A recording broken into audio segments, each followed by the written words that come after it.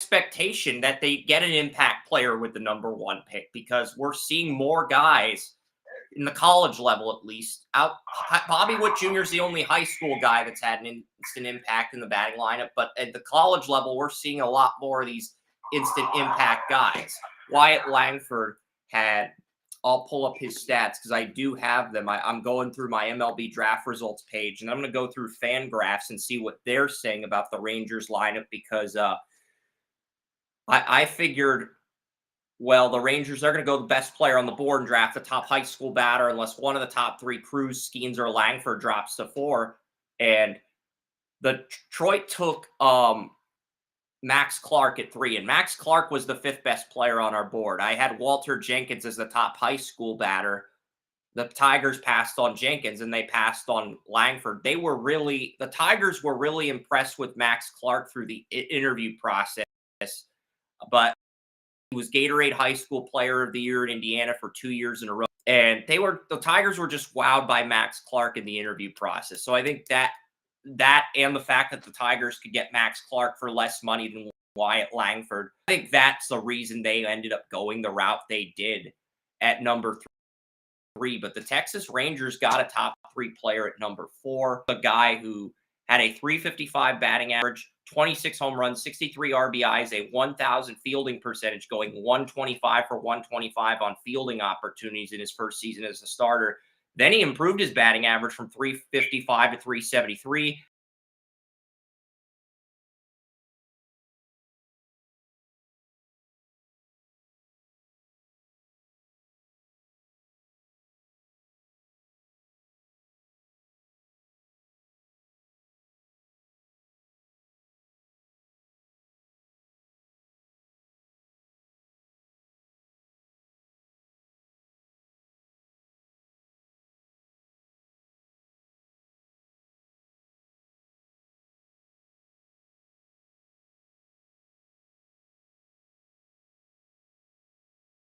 Sort of an expectation now to get an impact player, because we've seen multiple teams picking in the top 5 get an impact player.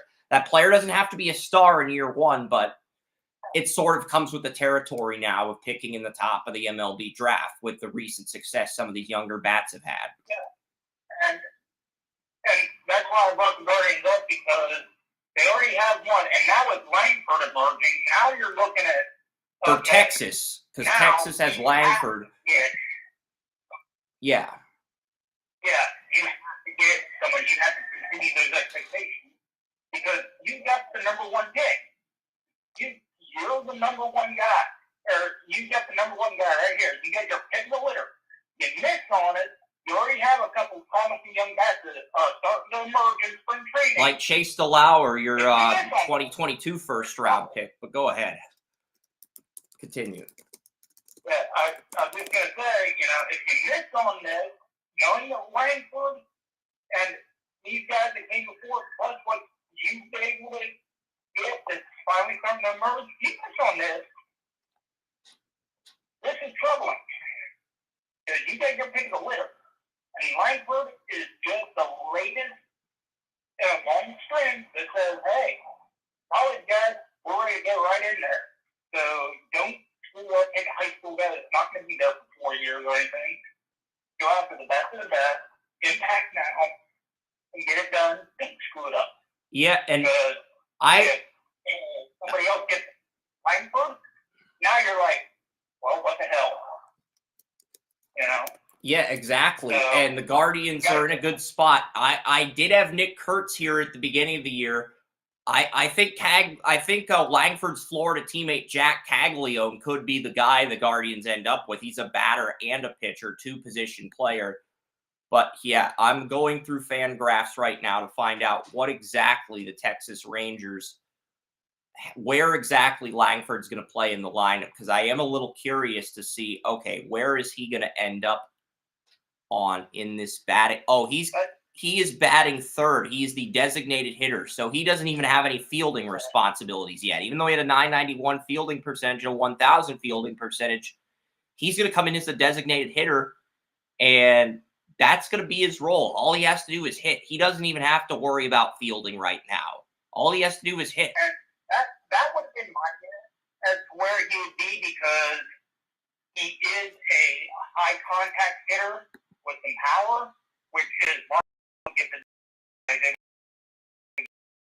He's going to need some people on base if he's going to get those RBI numbers up. Well, they're putting him third in the batting lineup. Marcus Semien, last year's World Series MVP, and Evan Carter are 1 and 2 in the lineup at the moment.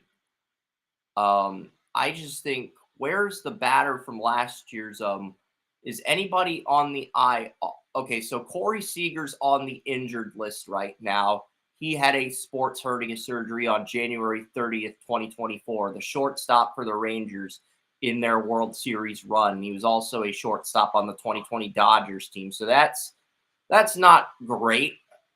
But I know the Rangers have another guy. It might have been Adolis Garcia, last year's World Series MVP. But Adolis Garcia is batting fourth. He batted third last year, I believe. He's batting fourth now, and Langford's batting third. So I do think this is an interesting lineup. And it says at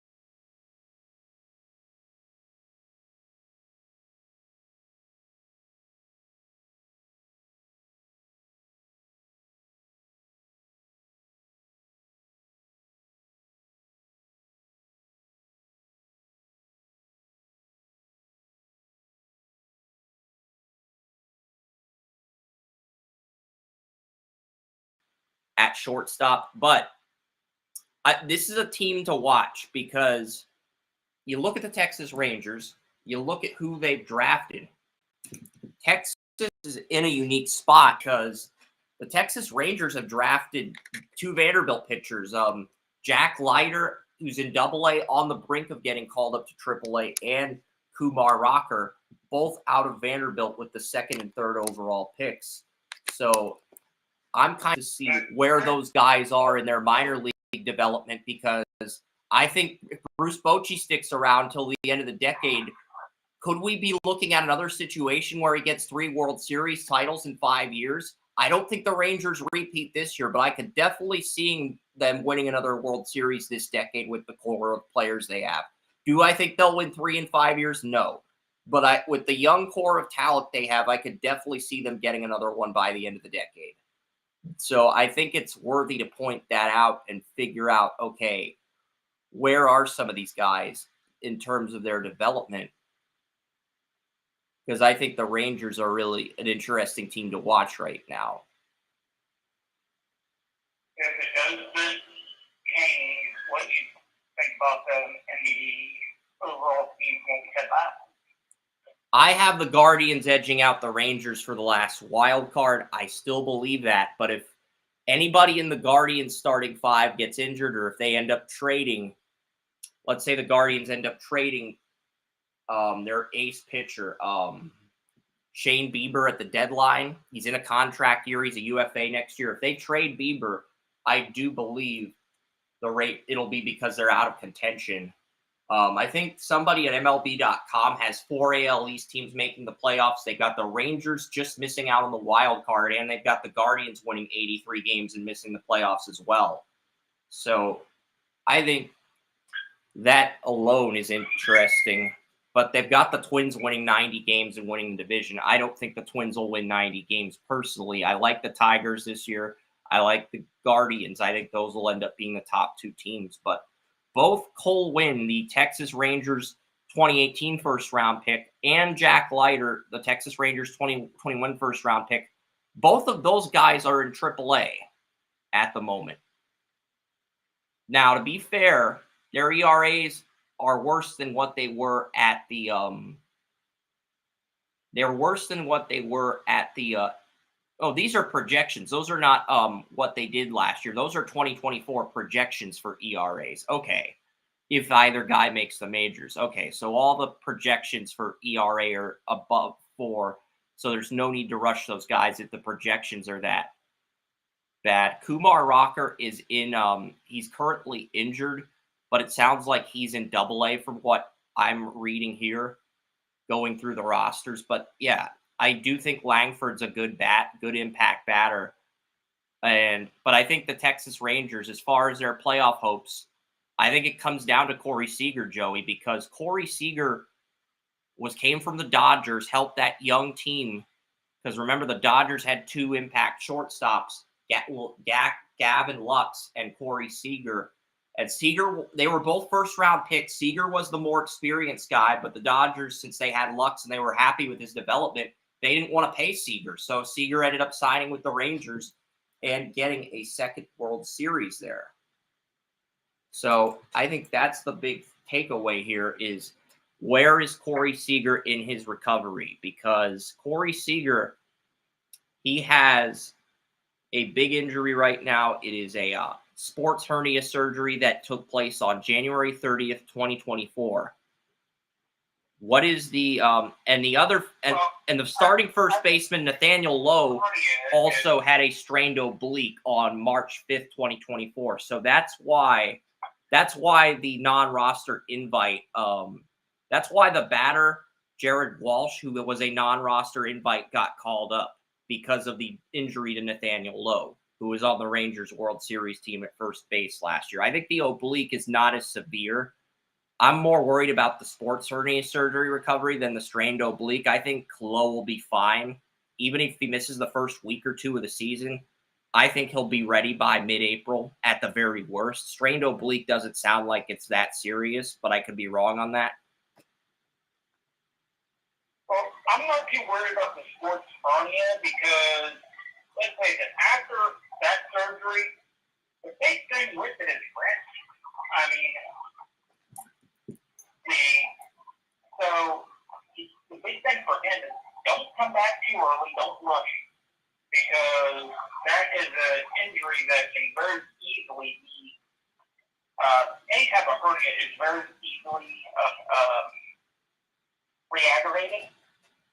So I would just say don't rush it. But if he just lets it recover, he'll be fine. So that doesn't worry me too much. The oblique worries me a little bit more. Just because it's not as cut and dry of an injury, I don't think. So I would say worry more about the oblique than the sports hernia, because I've known people that have had hernias and sports hernias. They go in, they get the surgery, they rest it up, and they're right back, ready to go. I remember a couple years ago, I think it was Jarvis, might have been Jarvis Landry. He played through like half an NFL season with a sports hernia, and then got surgery after the season and was ready to go, by minicamp. So for me, it's just, the sports hernia isn't as big a concern as the oblique. Yeah, and the other reason I'm not convinced the Rangers could repeat if Lowe and Seager are healthy down the stretch, because the Texas Rangers started out last year really hot, April through June dominating. They got cold down the stretch, and then they got hot again in the playoffs. So they're a hard team to get a read on. But yeah, last year, the reason they had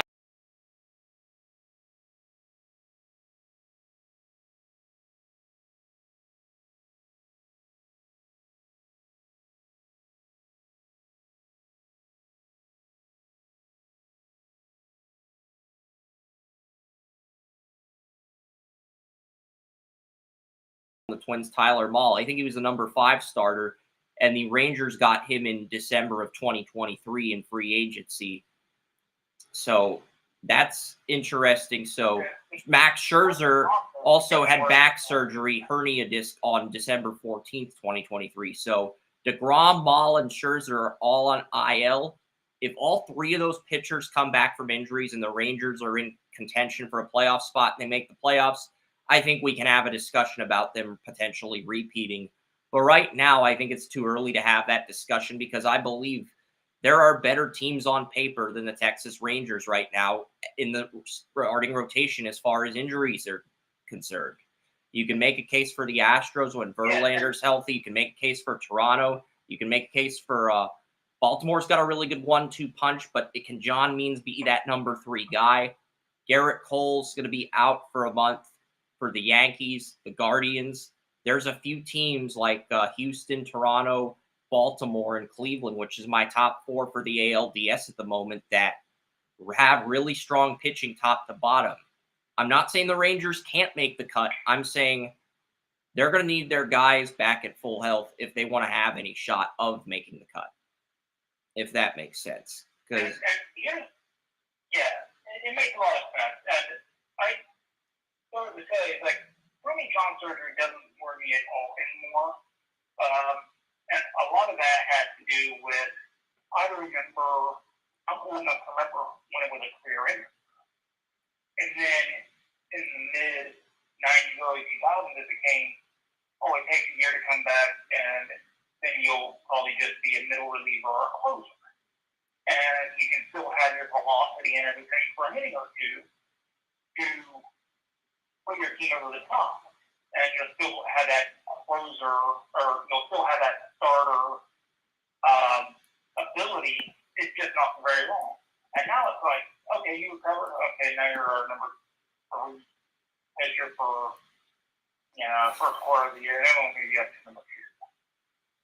It's almost like, after the recovery, they've gotten so good at the surgery and the rehab, and the overall treatment that now it's just, okay, you had Tommy John surgery.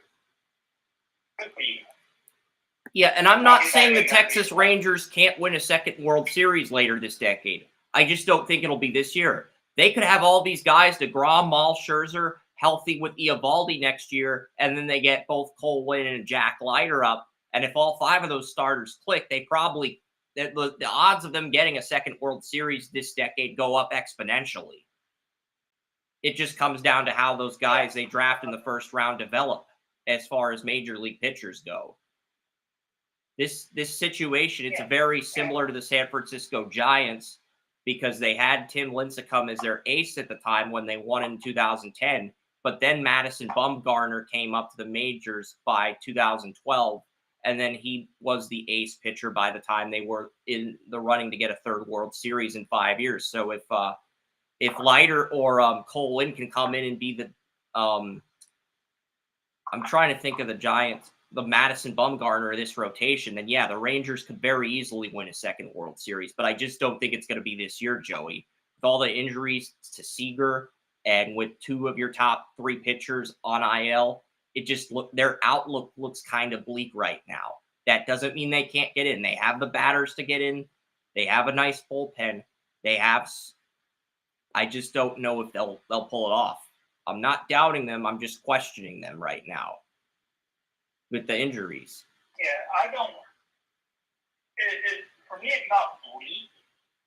It's not as bright as last year, obviously, but I wouldn't call it bleak. And the only reason I like the Astros this year is because their 2 best batters, Altuve and Bregman, are in contract years. Those 3 have gone through their arbitrations. They're both UFAs, and the Astros, they'll draft a guy, they'll develop him, they'll get a guy from the Dominican Republic or Venezuela or Puerto Rico. They'll develop that player. They'll keep him on the roster. They'll use all the arbitration clauses. But after the arbitration clauses are up, they won't give that player a second contract. You look at George Springer, the Astros 2011 first-round pick. He's now on the Blue Jays. And you look at Correa, the Astros #1 pick in 2012. He's now on the Twins. The Astros are known for getting players, developing them and keeping those players through the entirety of that rookie contract. And Dusty Baker's retired. So I do think the Astros are going to have a collapse, but I don't think it's going to be right out of the gate simply because their two best batters are in contract years. They're going to play their asses off to get a higher payday because they've already won 2 World Series with the Astros. Now they want the money. So they're going to play their asses off to get the money. And then I think the Rangers and Mariners will sort of have a rivalry. And then the two best batters, let's say Altuve leaves and Bregman leaves in free agency. I think at that point, Julio Rodriguez, who was in the home run derby for the Mariners, and Wyatt Langford could potentially become the two best batters in this division. I like Mike Trout on the Angels too, but Trout's just had injury problems the last 2 years. And it's at the point where you question if he can stay healthy. So, and he's already got a big contract, but at the same time, the Angels might be better off just blowing it up and doing a rebuild. So we'll see what happens in the AL West. We've spent 33 minutes talking about this. It's gotten to the tipping point where someone in our chat room, Oil Dick, that's Oily Dick, OILYDIK from Kick asks, what is this MF streaming? I'm like, all right, that's a pretty funny comment. I'm not going to lie. What is this MF streaming? I've never heard that one, but I'm amused. So that's all the attention I'm going to give that individual. But I did think that was a funny comment. But yeah, we'll look at the women's and men's bracket now. I think it's time to pivot to that, Joey. I think you're in agreement with me because we got 5 topics. I do want to try to knock those out. And for those wondering, are we going to live stream a college basketball game? I was considering it. The first game on at noon, 12:45 today is Dayton versus Arizona on CBS. Like, if we had gotten something good like North Carolina, Michigan State, or Tennessee versus Texas. Tennessee's head coach used to be the men's head coach at Texas. If we had gotten a good matchup like that right out of the gate at noon, I think we probably would have done a live stream. And I think Joey would have been open to the idea of a live stream for college basketball. But we got Dayton versus Arizona. That's not a horrible game, but it's not a game where you're like, wow, this is a game we have to freaking stream. This is a can't-miss game. I don't think Joey gets that vibe when he hears Dayton versus Arizona in college basketball. He just doesn't. And honestly, I don't get that vibe either. If we got North Carolina, Michigan State, Tom Izzo, or we got something good like Texas, Tennessee, I think we'd be more open to a live stream, Joey, for a basketball game. But today, it's just like, I don't think that's the case since the NCAA gave us Dayton, Arizona as the noon game. Because that's the thing. Yeah, I don't get excited when it comes to college basketball, really, unless it's something like special. Because it's just, college basketball, back when the players were, juniors and seniors, the best players were juniors and seniors, it was exciting. Because you had some of the best players in the country or the world. Well, Ignite is folding. Ignite is folding because of NIL and the transfer portal. So Ignite, the NBA G League team that's developed a lot of first-round picks over the last 3 years, 4 years, they're going to fold after this season. So, and that's largely due to NIL and the transfer portal taking off. And, the big thing is, I think the NIL is better for college basketball than it is college football.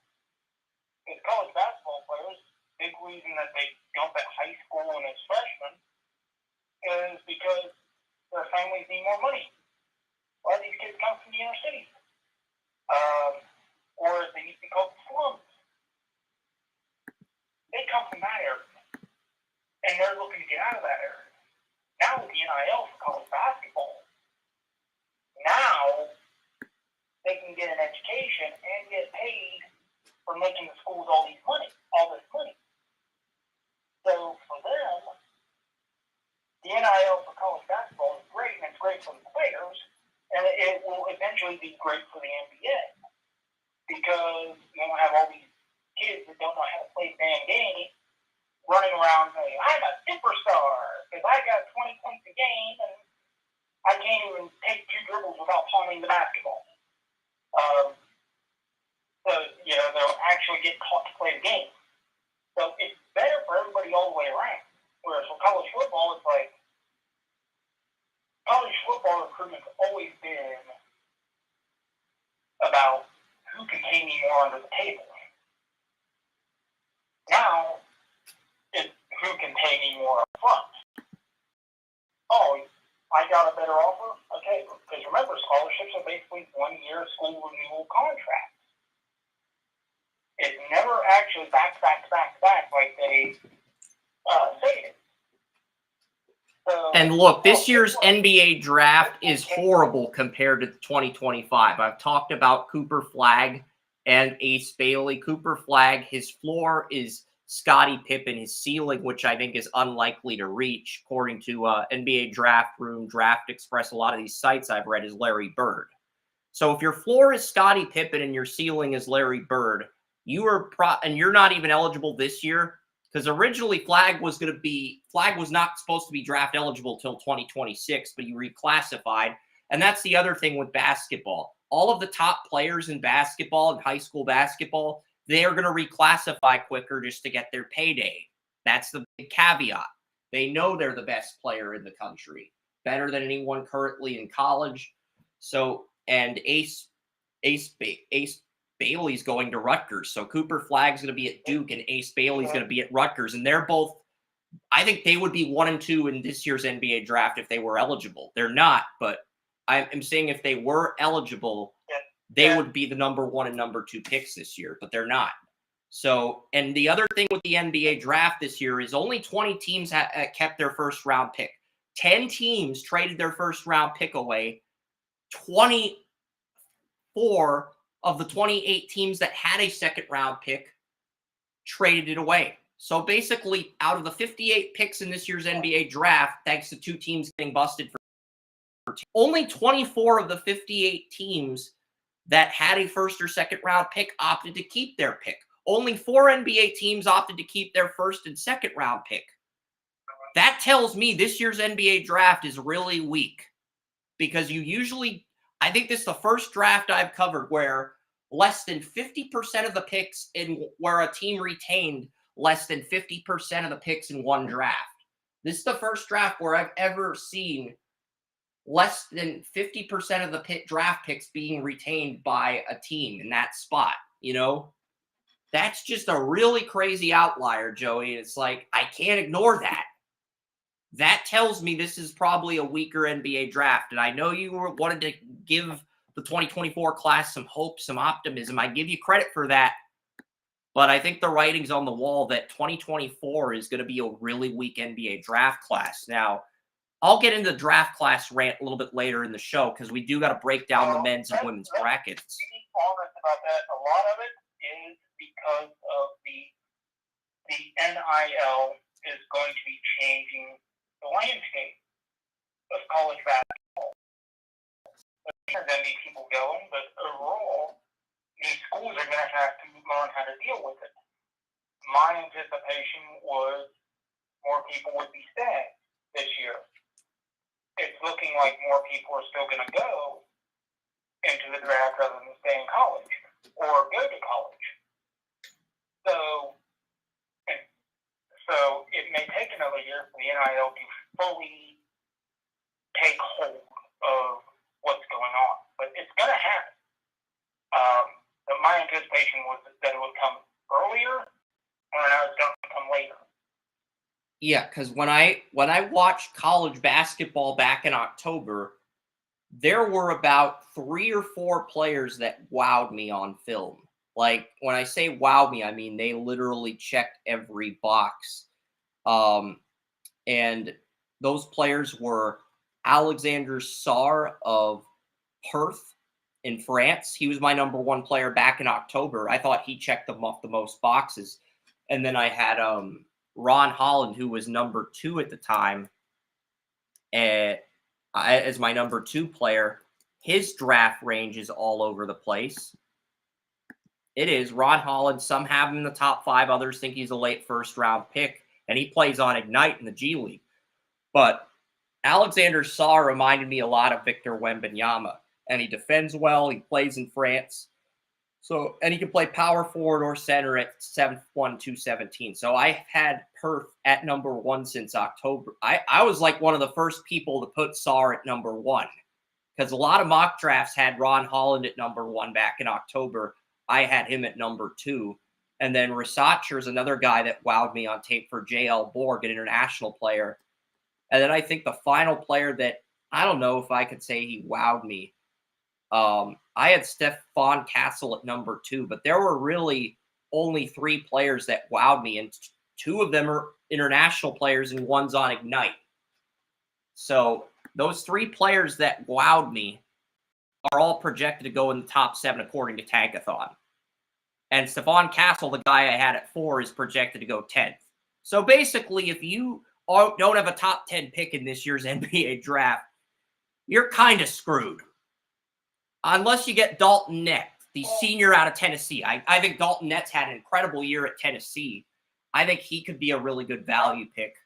I like... If you're smart enough to actually build a team around the talent available. Quite frankly, if I was building a team in this day and age, I would look at the 1986 Celtics and say, okay, how did they build this and make it work? They weren't as athletic. They didn't have a great ball handler. What did they have? Their starting power forward was their block guy, not the center. Kevin McHale was the guy on the block. Or Parrish was the guy that went around and said, okay, so now you got 2 guys that can get rebounds. He's going to go in round 1 because he's going to win the James Naismith Award for the 2nd year in a row at Purdue, and he's talking about constantly getting better. He's talking about, oh, everybody says I'm this perfect, this complete center. No, there's still more I have to do. There's still more I have to work on. And when I get to the pros, it's a reset. It's a reset. That's what you want to hear from a player. That's what you want to hear from a college basketball player in the interview process. This is why teams at the college and pro level they can't separate. They can't work with the talent that's available. You have to, a lot of times you have to have a power forward that can shoot mid range. You have to have somebody, or maybe a center that can shoot mid range. Get down there. Both have to be able to rebound and defend. You know, they can't be the same player. They can't be like the Cavs have with the 2 guys, Mobley and Allen, right there. Basically, Allen is not as good a shooter, but Allen was more of a power forward at Texas. That's the thing with Allen. Miles Bryant, the Pacers center, I forget his name. Miles Pacers center, because the Pacers center went to Texas, same year as Jared Allen. Miles Turner and Jared Allen were both Texas in the 2015 draft. Turner was the center. Allen was the power forward. And I think what Joey's trying to say is the Cavs forwards. I gave Jared Allen the doubt for more forward than a center coming out of this, and it feels like the 2 guys can't play together. the Cavs don't have a power forward and a center. They have 2 power forwards, and that's showing by the chemistry the 2 guys have. Yeah, you have to have one guy. If you're going to be a team, you have to have at least 3 dead-eye shooters, which is very easy in today's NBA. This is why I don't pick a team to win the NBA Finals unless they have a good starting 5. And I know that sounds stupid, but that's just been the blueprint for me the last few years. And it's worked. The NBA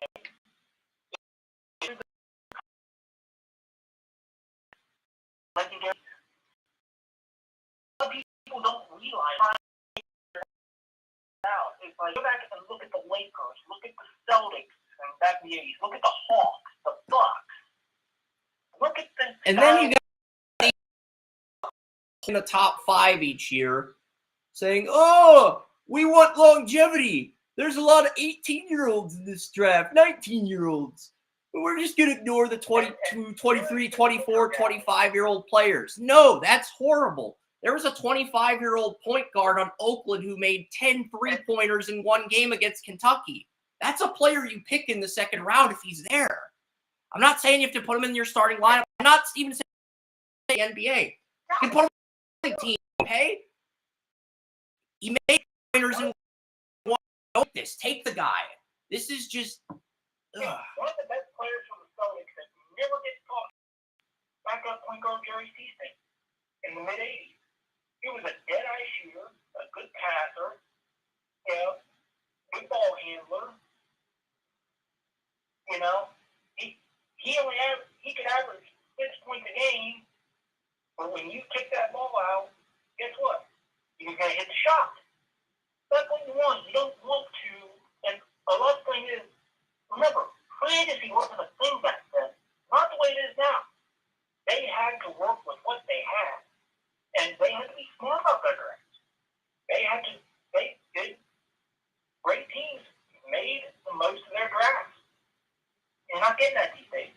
It matters if it's a good draft, a bad draft, or whatever. They found a way to find players. Because they had to. Now with free agency, they don't have to. And that's the big thing. You know how many college players you can find that can be impact players and role players? You don't have to have everybody a superstar. You're going to rain on a superstar at some point. But if you don't have the rest of it... There are only 3 teams in the NBA that keep both their first and second round draft picks. Those teams are the San Antonio Spurs, the Miami Heat, and the Orlando. That's it. That's all. That's it. Nobody else managed to keep their picks. So, I mean, and Toronto's first round pick is top 6. So, here's number 8. The Spurs could potentially have 2 top 10 picks, plus their second round pick to pair with last year's number 1 pick, Victor Wembanyama.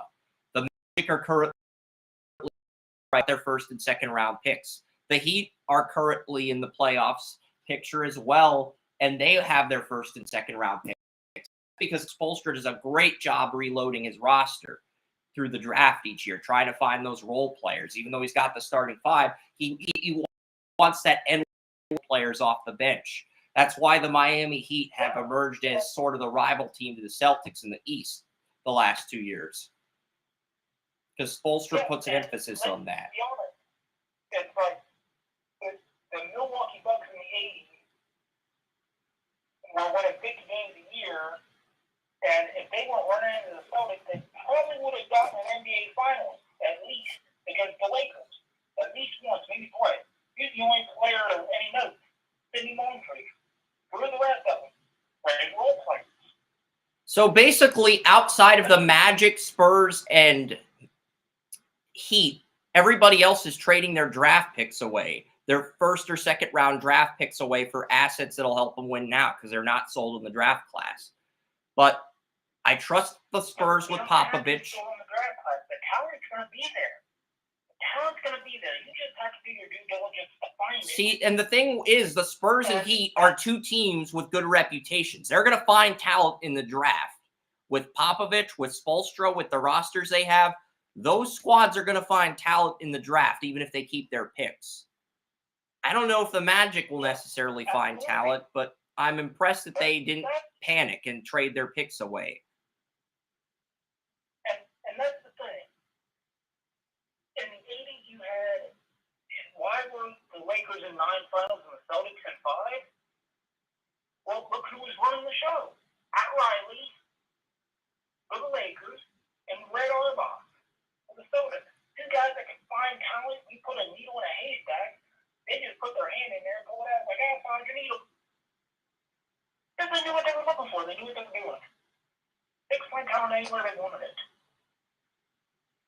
And the only problem was loyalty. Red Auerbach is probably the most loyal person in the history of basketball. That's why the Celtics dynasty collapsed. Because he should have made trades when he did. loyal to the guys that were there. But as far as finding talent, if you know where to find talent and you know the game well enough, you'll find it. Yeah. You don't have to do the free agency. Sacramento Kings were the fourth and only other team to keep their second-round pick, but they traded their first-round pick at the deadline, so they kept their second-round pick. That was smart, because they traded their first-round pick to the Hawks. You give me that pick, One pick, but it's at 47 at the moment. But yeah, you look at some of these teams, the Spurs could be, if the Spurs get that first round pick from Toronto, you're looking at a situation where they could have a top 3 pick, number 8, and then they could have 2 second-round picks as well, because the Spurs currently have their second plus the Lakers' second. So the Spurs are going to be able to find talent. It's not a question of can they find talent. Yeah, the Spurs are going to be able to find talent. I'm confident in their ability to reload. I'm confident in the Heat's ability to reload. I don't know if I'm confident in the Magic yet, but I'll give them credit. They didn't panic. They didn't mortgage their first or second round picks. And while the Rockets did trade a first round pick away, they got one back. So it's sort of a wash with the Rockets. who was Spolstrom an assistant under before he became the Heat? Pat Riley. That's why, and I think Riley's like the president of the Heat now. So that's why they're consistently good. Why is Spolstrom as good as he is? Because he learned under one of the greatest ever. He knows how to find talent. He doesn't have to go out and get all these free agents and everything. He'll find talent in the draft. He's one of the best coaches in the league. I think a lot of these teams aren't confident they can find talent in the draft, so they're just trading assets to win now. That's the problem. Like I said, if you give me 6 draft picks, I'll find you talent. Let's talk about college basketball. That's what it is. Yeah, we'll talk about the men's and women's brackets. We've been talking about the NBA draft, not necessarily the college basketball games that took place. We've been talking about the NBA draft, but that's my fault because I wanted to point out how it was a historically I just thought that was a really strange outlier because Jason Bannell asked me how many teams have kept their first and second round picks, and the answer is 24 out of 58. And if you break it down even further, only 3 teams kept their first and second round picks. There's 30 teams in the NBA. Only 3 teams, only 10% of teams kept both their first and second round pick. And 2 of those 3 teams are the Heat and Spurs. Popovich coaching tree and the Pat Riley coaching tree. In effect, trusting their front offices to go out and do their jobs. Having that confidence needed to get the job done. And then you have the Orlando Magic. Here's the question that'll bring us back to college basketball. When it comes to the NBA draft, how many of these teams that don't do what the Spurs and Heat do miss on gems that are juniors and seniors when they could become stars or big-time role players, and they miss them, and the guys never get there? How does that affect the college basketball as a whole? Because why are they going to stay if they're not going to get drafted? Yeah, Dalton Nett has been a baller for Tennessee.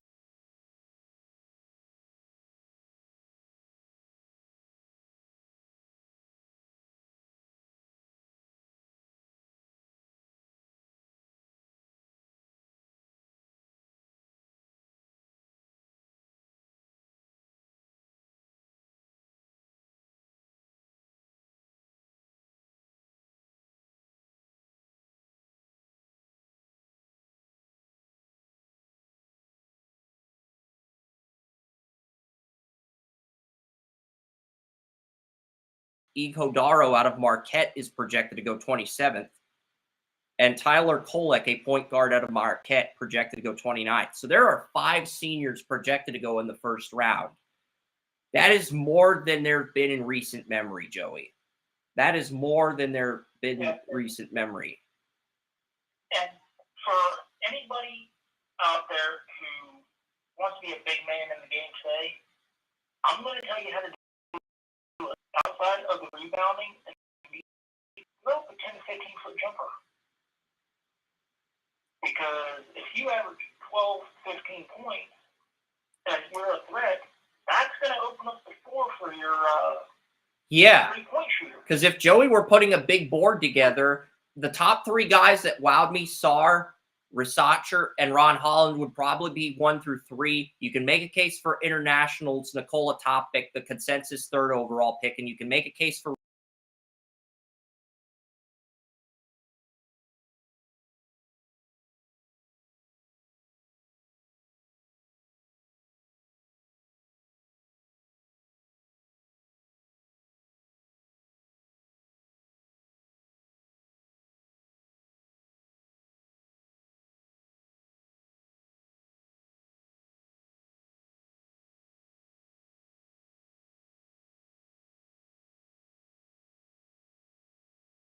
probably the 12 seniors in the draft. That's probably Joey's draft board, folks. The 4 or 5 guys that Wes and I like, and then the 12 seniors, and then you got 17 first-round grades, and then everybody else is just, what is what it is.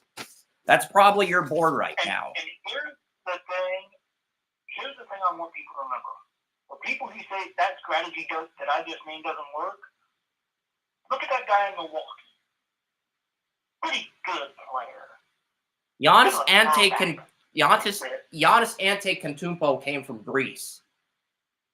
He came from Greece. He didn't play in college. The style of play, mid-range jumper, good rebounding, strong defense. Oh, this guy might be a better version of Vin Baker. Vin Baker's a damn good player. Well, he was a damn good player.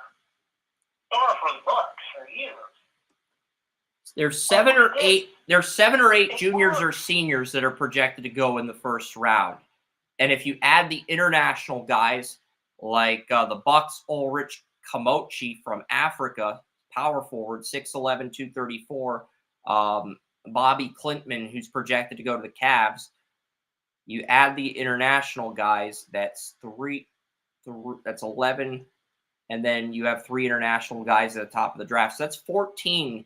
So if you put just the seniors, the juniors, and the international players on your draft board, and you exclude the G League players, the freshmen and sophomores, that's 14 first-round players this year. It's not great, but you can make something happen with it if you execute your strategy correctly. That's what we're getting at. That's really the big point Joey's trying to hit here is if you execute your draft strategy correctly, you can make something happen with that. It's not pretty. It's not the best of circumstances, but you can make something happen with that. With 14 first-round picks being internationals, seniors, or juniors, you can make something happen with that. Yeah, because it's not always... Because I think the strategy of finding talent in the NBA draft is outdated. Finding the youngest talent and finding longevity, I think it's an outdated strategy, and I think that is shown over the years. That strategy was nothing more than a fact. To try to attract the next Kobe Bryant, the next LeBron James, the next stud player out of high school basketball in order to get that longevity. That's all it was. You had Kevin Garnett, Kobe Bryant, LeBron James. Okay? Outside of that, of these young guys, how many have actually gotten to the summit? Not many. I've seen more bust and mediocre players from that realm than I have superstars. And everybody's still into that. Well, we gotta go young. We gotta do this now. We gotta hope we might accidentally find out we're gonna know. Do your due diligence. If you know what type of game you play, you know what works, you know the tried and true methods of the sport, just stick with them. Yep. Sometimes things like that will, work to perfection. You got a guy who can shoot mid-range, you got a guy down low. Yeah, because when I'm looking for an NBA prospect, I try to find a guy who checks off all the boxes. Can they pass? Can they shoot short range? Can they shoot mid-range? Can they shoot long range? Can they dunk?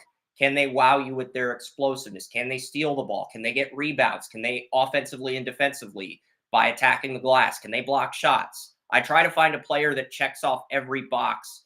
Can they defend the 1, 2, 3, 4, or 5 at their given position? There's really only 3 players that check off every box. 2 of them are internationals, one's in the G League.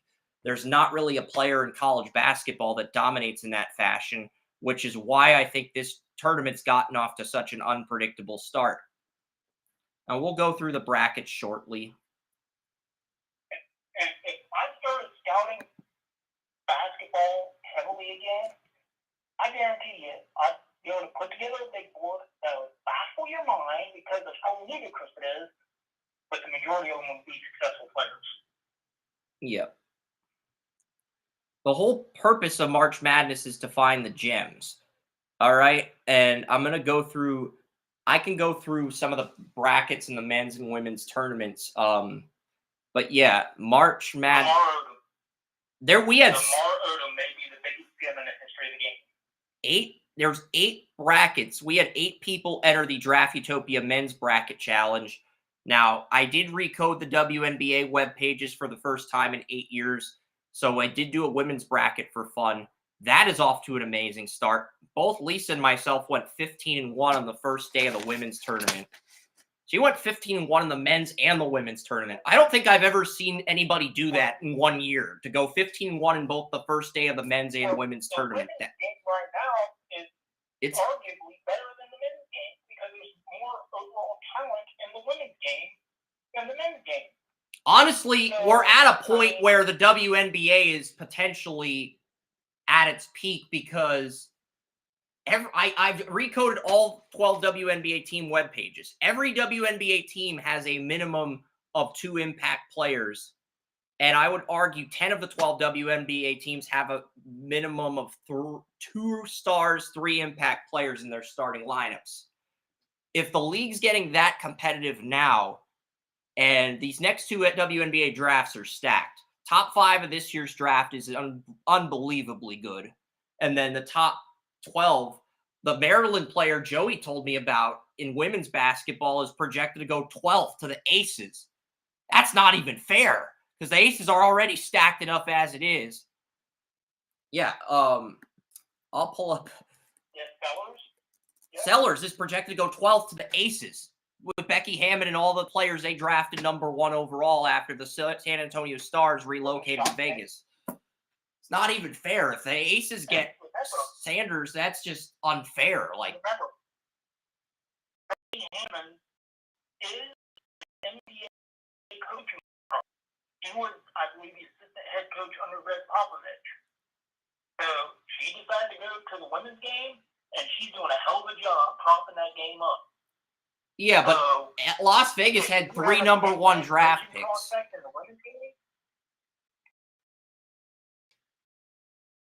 Had 3 number 1 draft to back. Kelsey Plum, and then they had the Vegas is just really good. I will do a WNBA show at some point down the road, maybe. I'm thinking about it. I haven't committed to it fully yet. I'm considering it.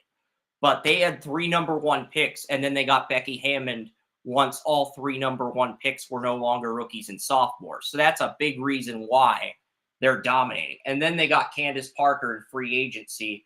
And that was the only player that had under 10 points a game in the regular season. Candace Parker's still a star, even at her age, I would argue. Simply because the WNBA title with the Sparks. She took the Chicago Sky to a WNBA title in her first year with the Sky. And then they lost to Vegas the following year, and then they lost 2 more players to free agency this year, and now the Chicago Sky only have 1 scorer averaging over 10 points a game from their championship team in 2021, and it looks like the Sky are heading for a rebuild in the WNBA. So that's just the impact of Candace Parker in a nutshell, and she was a beast at Tennessee as well. Got to come in and learn under Lisa Leslie, and has been the face of the Sparks ever since Leslie retired. Then she went to the Chicago Sky, Fire the MLS team, and now she's on Vegas as like a veteran or a veteran that can mentor the younger gals, but she's also a starter, and she's done a heck of a job calling the men's tournament on TNT as a studio analyst the last 2 years. So yeah, I would still consider Candace Parker a star. As much as people don't like that opinion or disagree with that opinion, I'd go there. But yeah, you look at the men's bracket right now. Yale did beat BYU. Nobody at Draft Utopia. We had 8 brackets. I did a bracket. Tanya Holmes, Brian Bayless, Lisa Donovan, Tracy Porter, Matthew Personale, who ended up playing me in fantasy hockey back in 2021 for the championship that I ended up winning. We had Emmanuel Watson do a bracket. So we had quite a few, and Tracy did a bracket. So we had quite a few people do brackets. Jason did a bracket. So yeah, I picked Duquesne over BYU because I saw the Atlantic 10 championship. I saw what Duquesne did with LeBron James, old high school coach, against Virginia Commonwealth. I was like, you know what? I don't trust BYU. I'm going to go with Duquesne. And Duquesne ends up winning. And Jason's surprised by all these upsets because he picked Kentucky to go to his Final Four. They lost to Oakland. Brian Bayless picked Kentucky to cut down the nets and win the whole bracket. So his bracket's toast, essentially. But yeah, Illinois won. Washington State. Bounced out of the tournament early in the last 3 years. So they're 1-4 since 2020 in the opening round of the tournament. Yeah. So it should not surprise anybody that it's getting to the tipping point where people are wondering if John Calipari's not there. The game may have just passed them by.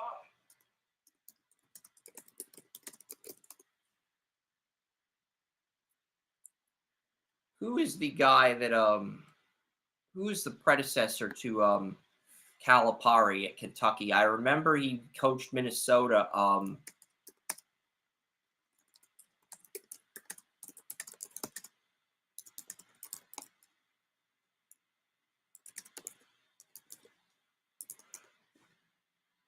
It was Tubby Smith. And then they had Billy Gillespie, who was okay. But Tubby Smith had a better winning percentage and more tournament appearances in his final 9 years at Kentucky versus Calipari. And yeah, they had Rick Pitino. They had Tubby Smith. Kentucky had some really... Kentucky's had... That's the thing. Kentucky's one of these blue bloods. They expect to win every year. And, you know, Kentucky, Calipari's only title came in 2012. And then in 2015, he went undefeated. He got Kentucky to the Final Four, but they lost to Wisconsin. So, and they just haven't been back there since then. Calipari has a lifetime contract. Yeah. So they can't do anything about it. They really can't. It would cost $33 million to buy him out, and you'd have to pay probably that amount just to get another quality name, and it wouldn't be an A-list name like Calipari. That'd be his first name. So that's $70 million down the drain to replace Calipari with a B-list or C-list coach. That's not smart. Look, Calipari will be there as long as he wants to be there because of his contract, unless Kentucky decides we're going to buy you out, which is, as you stated, not exactly a cheap option. Yep. I was considering taking Oakland over Kentucky. I couldn't go through with it. The Pitt Panthers play college basketball in Oakland. The Pitt Panthers soccer team, they play in Oakland. Yes, there's an Oakland, Pennsylvania, just outside of downtown Pittsburgh. That's where the Pitt Panthers campus is. So Lisa's like, I'm going to take Oakland to go to the Sweet 16 because Oakland is technically located in Pittsburgh. And the Kentucky-Oakland game was one of the regional games in the Pittsburgh region. Well, that looks like a brilliant decision because Oakland's playing NC State, who won the ACC tournament in an 11-14 second-round matchup. Whoever wins that goes to the Sweet 16. I'll pull up the bracket for our audience. I'm going to pull up the bracket. We got 31 people on the stream. Lisa has been on fire all year, every sport. She's just been... NFL, she got 199 games correct. She went 15-1 on the first day of the men's tournament and then 15-1 on the first day of the women's tournament. I've never seen somebody that dominant in both the first day of the men's and women's tournament in my lifetime. To do that in both brackets, that's just... I don't think that's ever been done. To see somebody go 15-1 in both brackets in the same year. That's just incredible. Like, I don't think that's ever been done. I could be wrong. But do you remember anybody else going 15-1 in both the men's and women's brackets in 1 year? Same year. Same calendar year. I don't think that's been done. I could be wrong on that, Joey, but this year did that. 15-1 in both the men's and women's. Yeah. 15-1 in both the men's and women's brackets on the first day of the tournament. I don't think that's ever been done. Lisa's the only person to ever do that. I went 15-1 in the women's bracket, but I picked Florida State over Alabama because Florida State got screwed out of the playoff despite going undefeated in football, but Alabama earned that spot. And then Florida State in women's basketball. Lisa's only wrong game was Louisville over Middle Tennessee State. I picked Middle in an upset because my mom took a business class at Middle. And Louisville really doesn't have any WNBA draft picks the next 3 years. So I took Middle in an upset. And I'll pull up the brackets, I'll pull up the receipts, I'll show you guys what I did. But before I do that, I want to go through the men's and women's regions. But yeah, James Madison knocked off Wisconsin. A lot of us had James Madison over Wisconsin. James Madison was a conference winner. They had more regular season wins than Wisconsin. And Vandals looking at us, why you guys picked James Madison? Wisconsin didn't exactly win the Big Ten tournament. And look, if you don't know who the NBA prospect is, it's not one that's not 16, 15 seed, a good strategy. And one 15 seed that wins.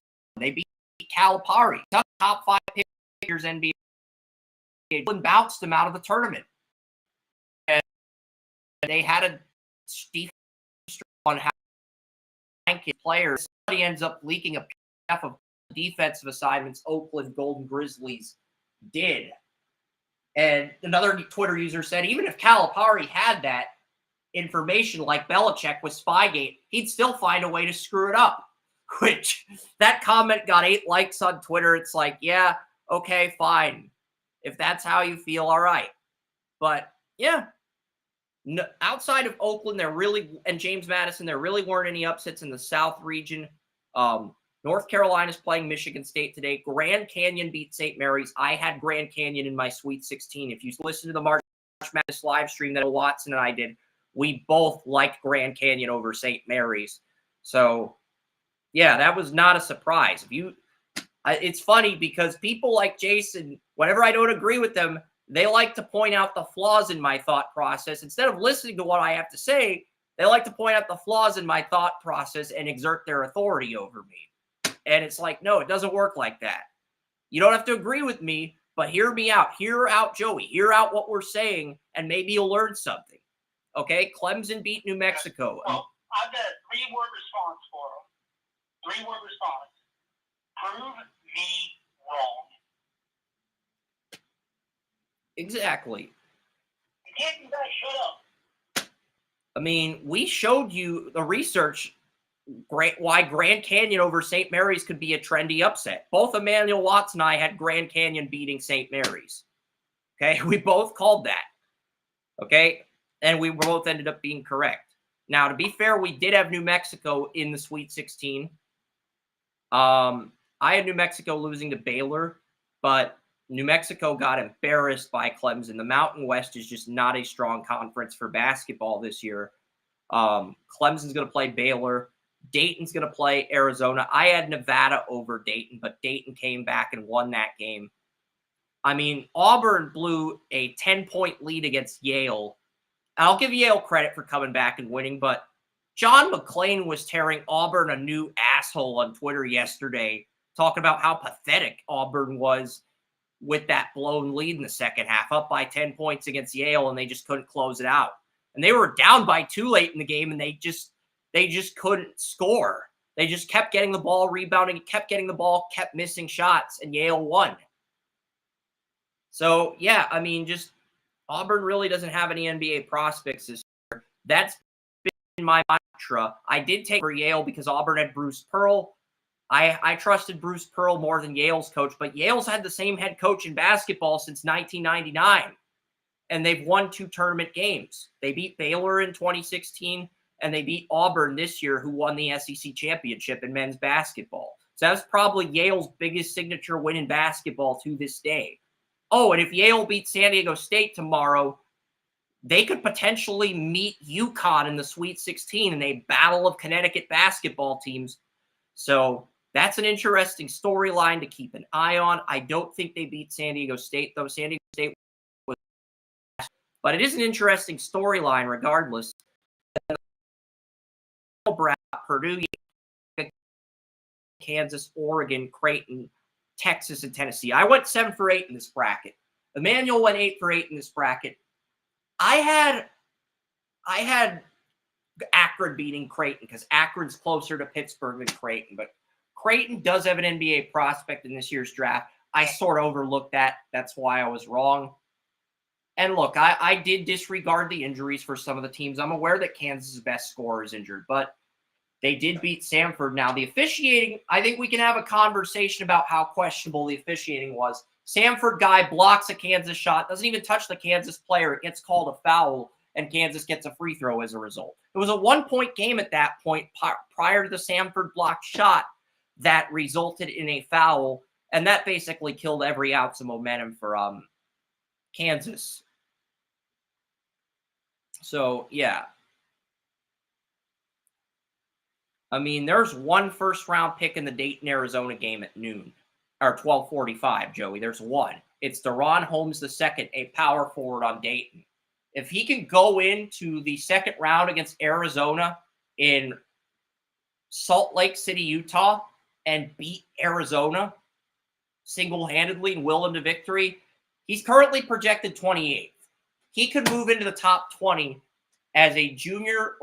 He could move into the top 20 if he can knock out Arizona. I don't think he will. Arizona got knocked out early last year. They're pissed. They're hungry for revenge. But we've seen the theme with Arizona where they, like Kentucky, they've been bounced early from the tournament the last few years, a lot earlier than they've expected.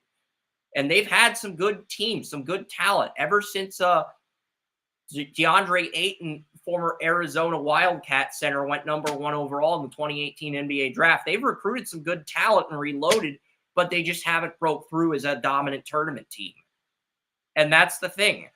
Arizona hasn't broke through yet. I don't know if they'll win this bracket. I think Baylor's going to be a challenge. I think North Carolina's going to be a challenge. But my Final Four was Connecticut. I'm interested in Tennessee. Emmanuel Watson has the same Final Four as I do. Matthew Personnel picked all 1 seeds. I'll pull up the Final Fours for our staff in a minute. I do want to take a look at the women's bracket, but as far as the men's bracket goes, Oakland, Duquesne, these teams have one thing in common. They were all conference Grand Canyon. All 4 of those teams were conference champions. And they managed to get wins. Because I was considering picking Yale over Auburn, but I just thought Bruce Pearl was a better coach than Yale's coach. But Auburn couldn't close the deal. They couldn't close the sale. They couldn't close the game. And Yale was able to be resilient and hang in there and rally back. So, I mean, a lot of these teams that pulled upsets in the tournament, they were conference champions, Joey. That's the big thing. But people want to dismiss that because they're obsessed with their bracket having the most knowledge, the most information. And I don't know. That's the thing. If you find a conference champion. If you want a championship, no matter what sport, what conference, whatever you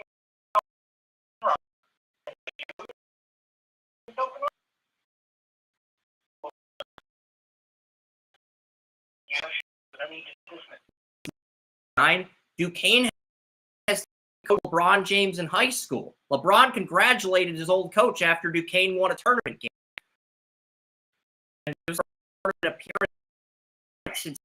And they won. Unlike in 1977, they actually won. To put things into hindsight, when Duquesne made their last tournament appearance, Bob Pompiani's wife, Lisa Pompiani, was a cheerleader on the Duquesne basketball.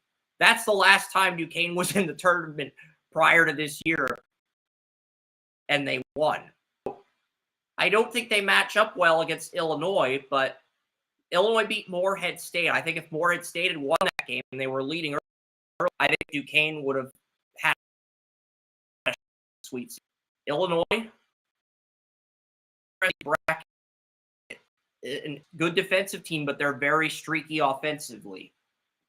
I think if Duquesne can get by Illinois, they have a shot at an Elite Eight, but I think UConn's pretty much taking this conference because really UConn's only threats are San Diego State, who lost to them in last year's championship, Iowa State, top 20 defense, but they're 60th in offensive efficiency, and Illinois, who has 2 guards that are NBA prospects. That's it. There's no other threats to Connecticut. And Auburn was considered the biggest threat to Connecticut, and Yale took them out. So that's going to be – it's looking like this is Connecticut's bracket to lose. But you cannot overlook conference champions. There's a reason why conference champions deliver in sports. And you also have to look at the tougher conferences. So I think it's going to be very interesting to see what happens. The ACC is doing well. The Big 12 is doing well. The SEC is doing well. SEC is doing horribly outside of Tennessee. I mean, I think Tennessee and Alabama are the only SEC teams left in the tournament, and A&M. So there's 3 SEC teams left in the tournament, and the other 8 teams got bounced. And Greg Sankey's been advocating for tournament expansion and for all the SEC teams to get automatic bids. No, that looks extremely laughable now when you consider the fact that Oakland beat Kentucky and Yale beat Auburn. No expansion. Keep the tournament as it is. And don't just give all the SEC teams a free handout to the big dance. Make these teams earn their spot in the tournament. Okay? You're hearing this, NCAA. Keep things as they are. Do not change anything. Because if you make this tournament 72 teams, I'll be a little pissed off, but I can live with it. If you make the tournament 80 or 96 teams, you're just saturating the pool. We don't want to see 16 and 15 Georgia and 15 and 16 Arkansas in this tournament. You're saturating the tournament at that point. I mean, you are. I mean, the conference tournament games up a week. You'd have to reduce the schedule from 34 to 30 games if you were to do that. And I just don't think the juice is worth the squeeze at the women's bracket. And then I will get to some of the other game. Then I'll update you guys on some of the Draft Utopia brackets. South Carolina, North Carolina, 1 is expected. Nebraska beat Texas A&M. I think I had Texas A&M winning that game. I may have 2 games wrong. I might be 14-2. I used to actually pick State 1. Texas beat Drexel in a 1-6. Alabama. I think the most interesting is Maryland. That game was in Palo Alto because the highest seeded team in each region in women's basketball gets home court. So Stanford, Norfolk State is in Palo Alto, as is Iowa State, Maryland. I was going to pick Maryland because of the player you told me about in the WNBA draft, but then I realized Iowa State's got some WNBA prospects too, as far to Palo Alto as Maryland. So I ended with Iowa State in that one. And I sent you the picture of the Iowa State game this morning. I did. On Facebook. I sent you the Iowa State picture. Audie Crooks.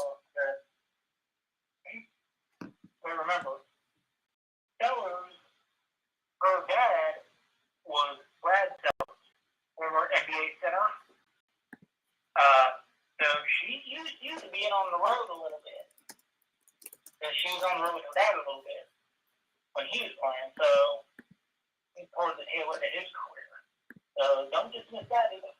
Sellers played well. She was second on Maryland in points with 19. Maryland's leading scorer had 30, but Audie Crooks had 40 points. And Audie Crooks had 40 points, 12 rebounds, 18 for 20 on field goals in 34 minutes. Made 90% of her field goals. Audie Crooks just played out of her damn mind. Okay? That's not a knock on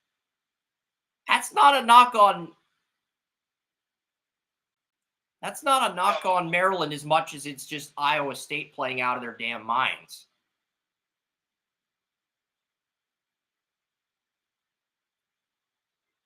and I mean, that may be true, but Sellers is ranked 12th. She's the last first-round pick in next year's WNBA mock draft at the moment, according to NBA Draft Room. I think 12 is a little too low, but Morrow of LSU and Paige Buchers are the top two players. Buchers is returning to UConn. She would have been in the conversation to go number 2 behind Caitlin Clark this year had she declared, but she's going back to Connecticut next year. So Morrow and Buchers are going to headline this class. And then you got Miles and Citron, 2 players from Notre Dame, 2 guards from Notre Dame, projected to go 3 and 4.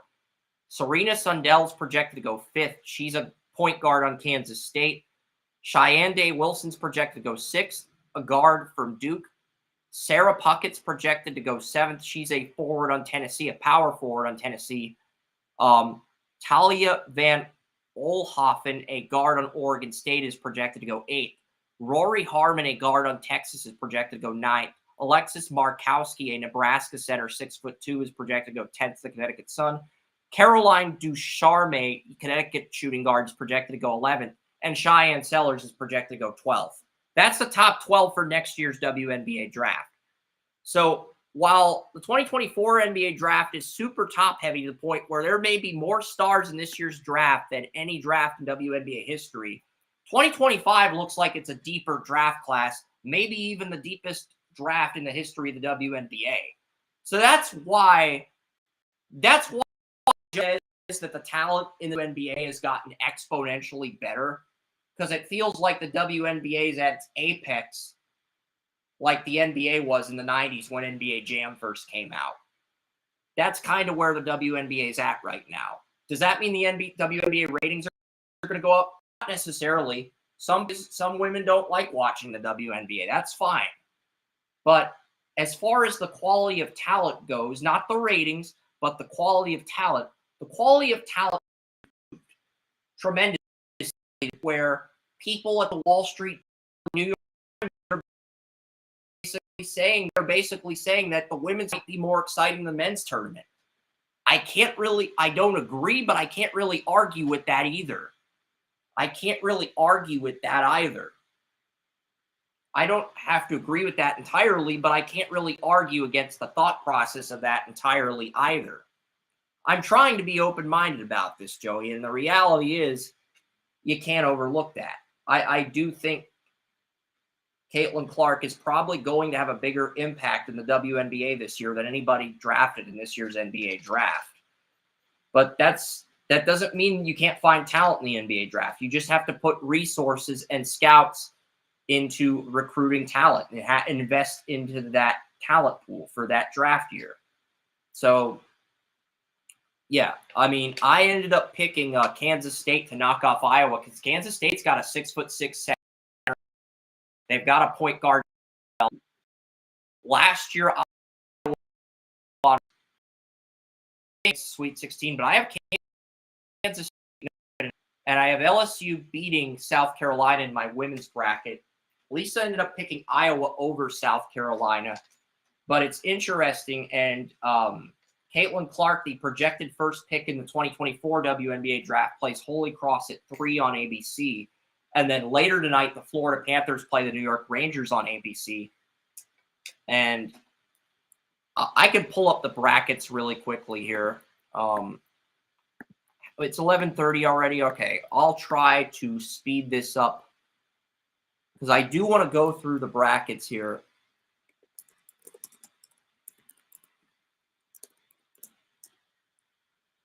I do want to go through the brackets and review everything, see how many picks everybody on our staff got right. Really quickly, I'm gonna keep this as now the site's just being like, all right, it's moving too fast. Okay, so I got 1, 2, 3, 4, 5, 6 games in the opening round correct. For what first region? 7, 8, 9, 10, 11, 12, 13, 14, 15, 16,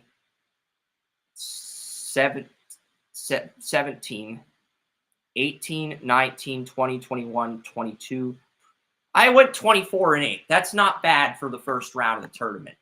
I went 24-8. That's not bad. I am leading Jason Bannell's bracket on Yahoo. He didn't want to participate in our bracket, the Draft Utopia bracket. He sent me his bracket, but he wanted to do his bracket with his friends in Yahoo. And I think me and Gary Bannell, Jason's dad, lead his bracket at the moment. So let's take a look at Emmanuel's bracket. How is Emmanuel doing? 1, 2, 3. No, wait. Yale beat Auburn. So 2, 3, 4, 5, 6, 7, 8, 9, 10, 11, 12, 13, 14, 15, 16, 17, 18, 19, 20, 21, 22, 23. So 23-9. Not bad. Emmanuel Watson's 23-9 through the round of 64. Hey, man. See, Tracy Porter. Let's see what Tracy's doing, and we'll check in on Lisa. We'll check in on Jason. We'll check in on because yeah, Tracy Porter. This thing needs to stay in the. Okay, so yeah, Drake. I think Tracy took Drake or Washington State, but regardless, let me check something here. I saw here in my code, so I'm going to quickly fix this out. Yeah. All right. Let's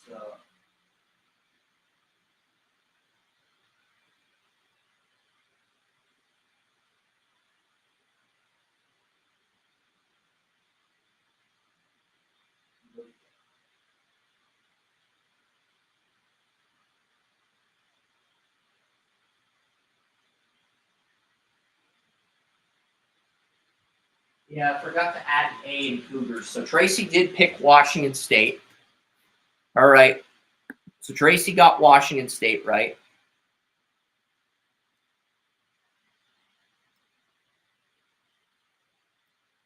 All right. So yeah.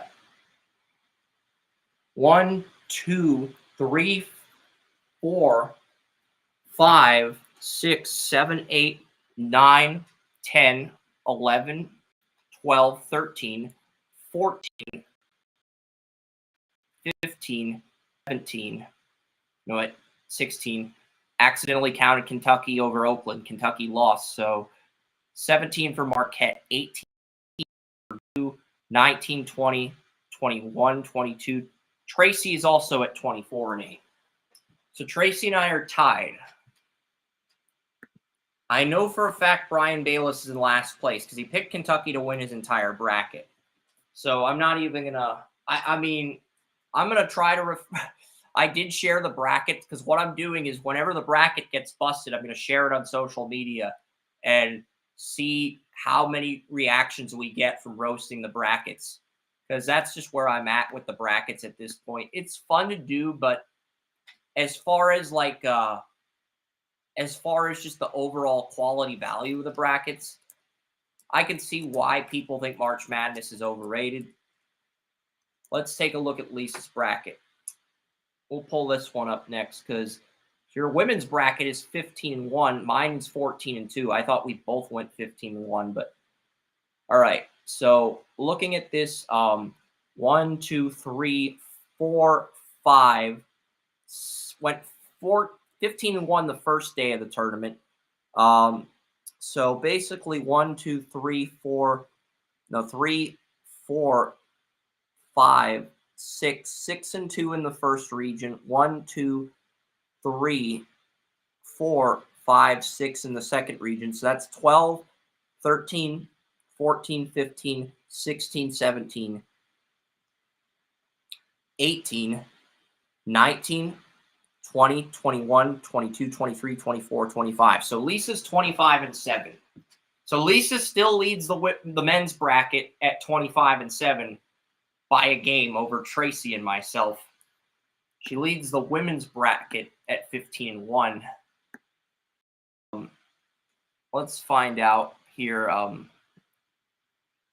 Tanya went 8-8 the first day. I don't know how she did yesterday, but I'm guessing Matthew Personal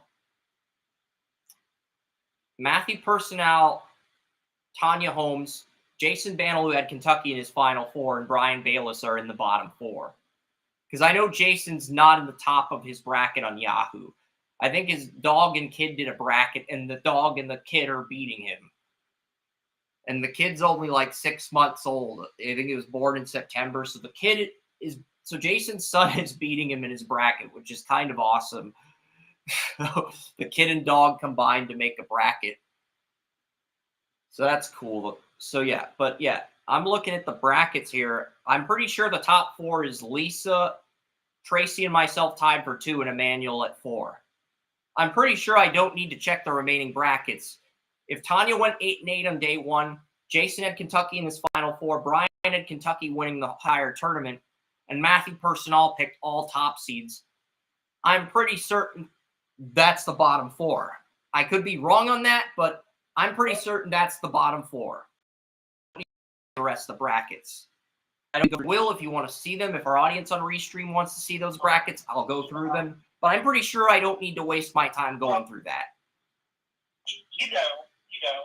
If you're picking all top teams, or you are just picking without knowing, like Kentucky's lost in the first round 3 out of 4 years or something like that. Nobody took that into account. Oakland was Lisa because located in Pittsburgh. I brought that up on the Sunday live stream and said, wouldn't it be crazy if Oakland made it to the Sweet 16? They got out of the Pittsburgh region, and they're the team in the Sweet 16, and then they lost. Wouldn't that be a pretty crazy story? And, well, they're halfway there. So I only brought that up because Pittsburgh plays their men's and women's basketball in Oakland, Pennsylvania, in the downtown Pittsburgh region. So the Oakland Golden Grizzlies get assigned to the Pittsburgh region. It's just one of those things where if they can get by Kentucky, maybe they can be a Cinderella. That was the thought process, and they're playing the ACC champion NC State Wolfpack in the round of 32 on Sunday. So I think it's going to be interesting to see what they do. But yeah, hitting on the big takeaway with the brackets here is hitting on your conference champion brackets is massive. It is. You hit on your conference champions, you pick conference champions to win, and you get the upsets right. That is going to do, you're going to do very well. You just are. Yeah, just don't be lazy about it. Don't overdo it. Don't overdo the right upsets. You want balance. Okay?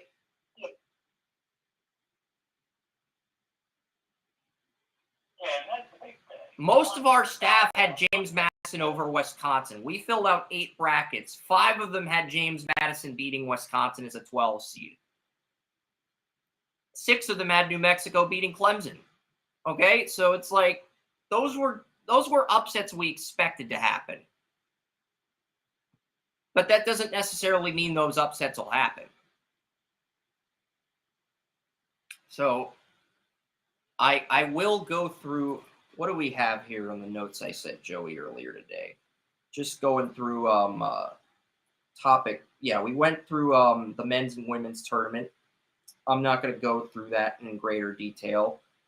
The final 3 topics for today's show are the Jerry Jeudy extension, the Algeria Sneed trade to the Titans last night, and then brief updates on the 2024 through 2026 draft classes in every sport. And I'm only going to talk about the 2024 NFL draft, maybe give you a 2025 preview.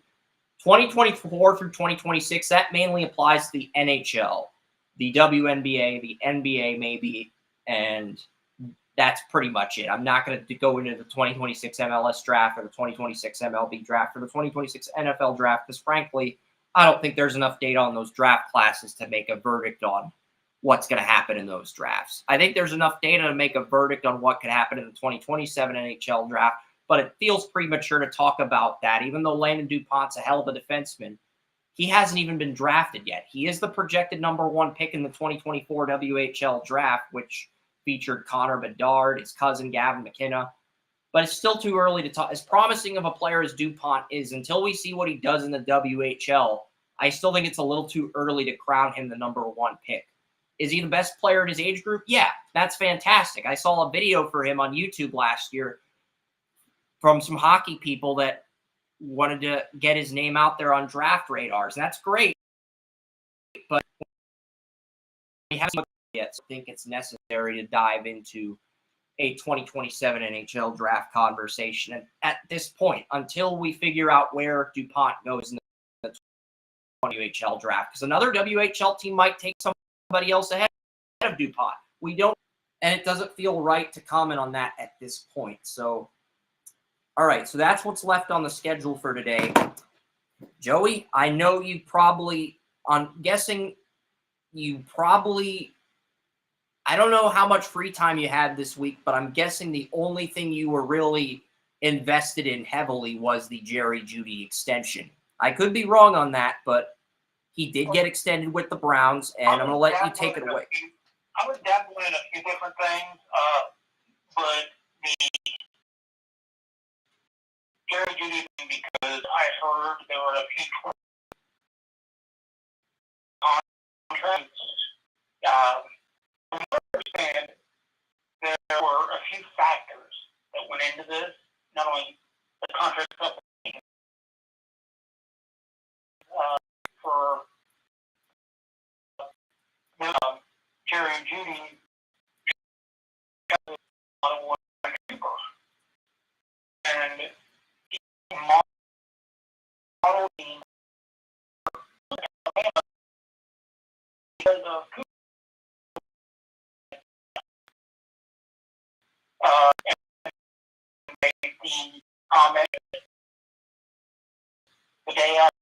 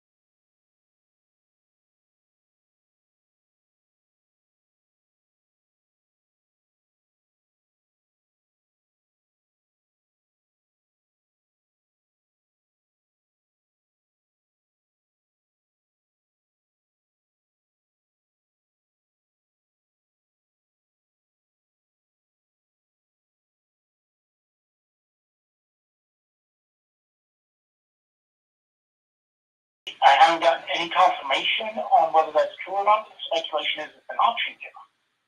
So basically, it's them telling Jeudy, we're going to pay you. Now, we need to see you finish growing up in these next 2 years. And then we'll see about another extension if you can do that. And a lot of that was because of they know he's going to latch on to Amari Cooper because of how much he idolized Cooper growing up. See, a lot of people are worried that this will keep the Browns from extending Cooper, but it's either going to be this offseason or at the start of the season. Probably late offseason, if I had to guess, after the draft, right before the season. Yeah, I know Nick Chubb's going to be a soon, and Amari Cooper and Garrett under contract through 2027. But the thing with the Jeudy contract, terrible. The next. Here's what I was speculating on that subject, and that's plan on restructuring Cooper's deal, and there is a possibility they add years onto it, so they may through a restructuring. Now that's just speculation at this point because the Browns are like Belichick, and but that's the speculation going around that. I mean, hell, they got coaches this last offseason because they're speculating weeks before the team is out. I mean, they're tight-lipped with the speculation is they're going to restructure, and they're going to add years to the restructuring, so probably get a smaller amount for a longer amount of time to have a more consistent payday. Basically, what you're getting at is if Jeudy cuts out the drops and finally thrives with his role model, Amari Cooper, he'll be able to play through the contract. Not necessarily get an extension, but play through the contract. And if he doesn't, 2 years. That's basically what you're getting at, because they'll need that money in 2 years to extend Garrett, to extend Watson, et cetera, et cetera. That's what I'm hearing.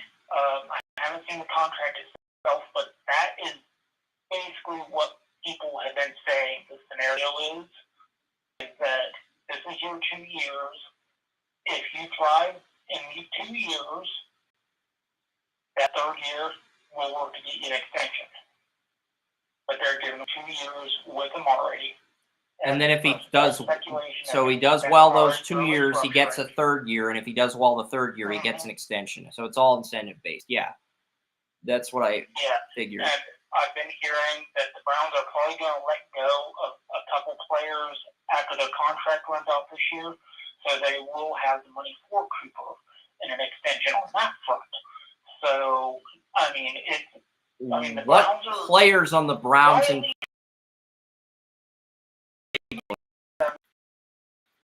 what do you think? They're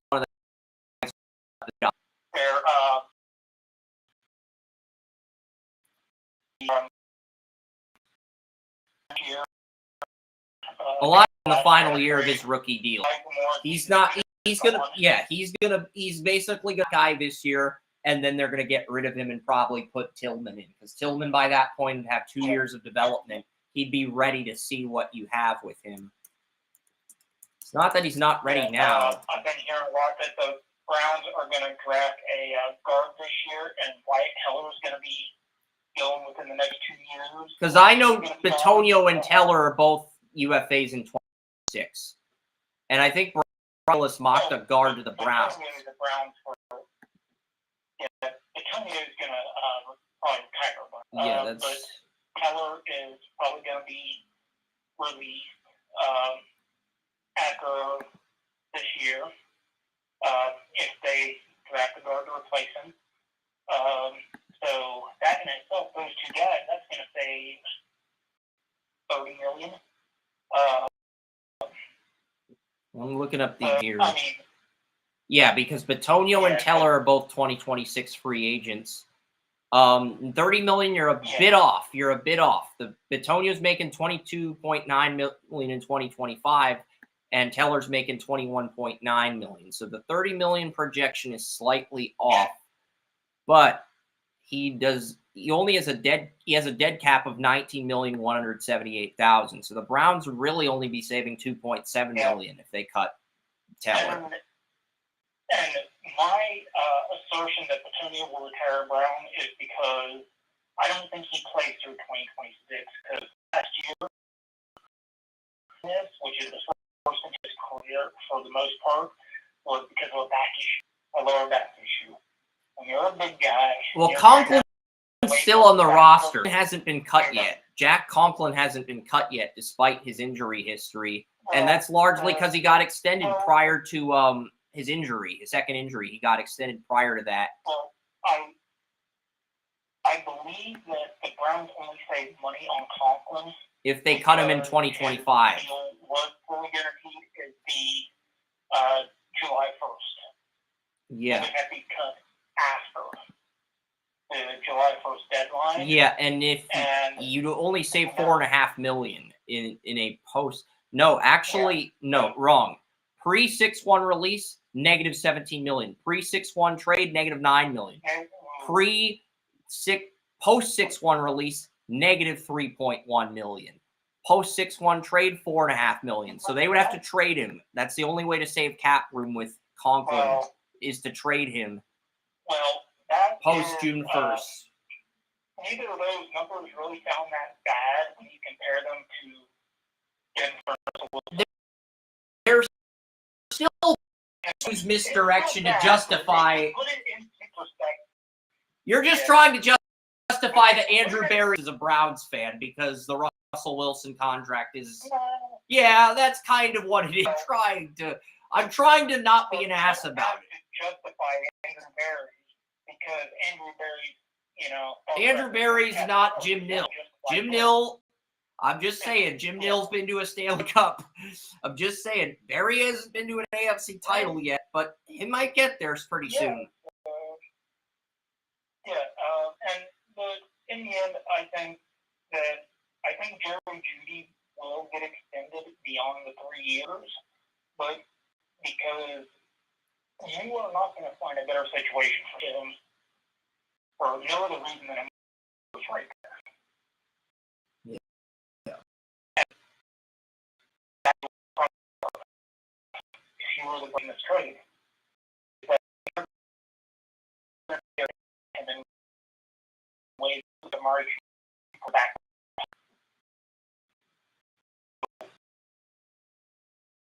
And contracts coming up, people they're about to let go. I think Conklin, that's what I think the Lions probably would for Newsom, but they're probably only willing to give up a third round to get him. They're willing to give up anything else to get him. They might only be willing to give up a fifth. And they know Berry won't take. They'll say, look, we'll give you a fourth and we'll give you like a seventh that can become a conditional sixth if the Lions reach the Super Bowl, and it becomes a fifth if the Lions win the Super Bowl. So you'd be potentially a fourth and a fifth. And I think Berry would agree to that because you could be getting 2 day 3 picks for Newsom. I know it's probably the best offer you get if you were to trade Newsom away. I heard those two teams started talking at the combine, and they've been talking off and on about it.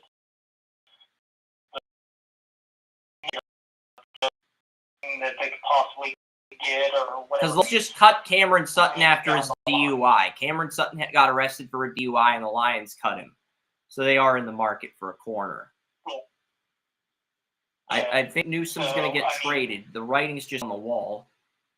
I mean, I think he's making $5 million this year. The Browns pick up his 5th year. Not $5 million, $4.056 million. But you just round up. You round up because you look at the numbers are hard to memorize internally. It's hard to memorize if you don't like all these sites and contract. Most casual fans do. Well, I also round up for a specific reason, and no matter you with rounding up, if you're wrong, you're always going to be short. It's like I always taught my quarterbacks, always overthrow, never underthrow. So if you go over, it ain't going to hurt you much. If you go under, that's when you sit there and probably going to throw an interception. Yeah, because Martin Emerson's going to enter his contract year in 2025, and Newsom is going to be making $13.7 million, but there's no dead cap on his contract, so the Browns can cut him to save the cap space, or they can trade him.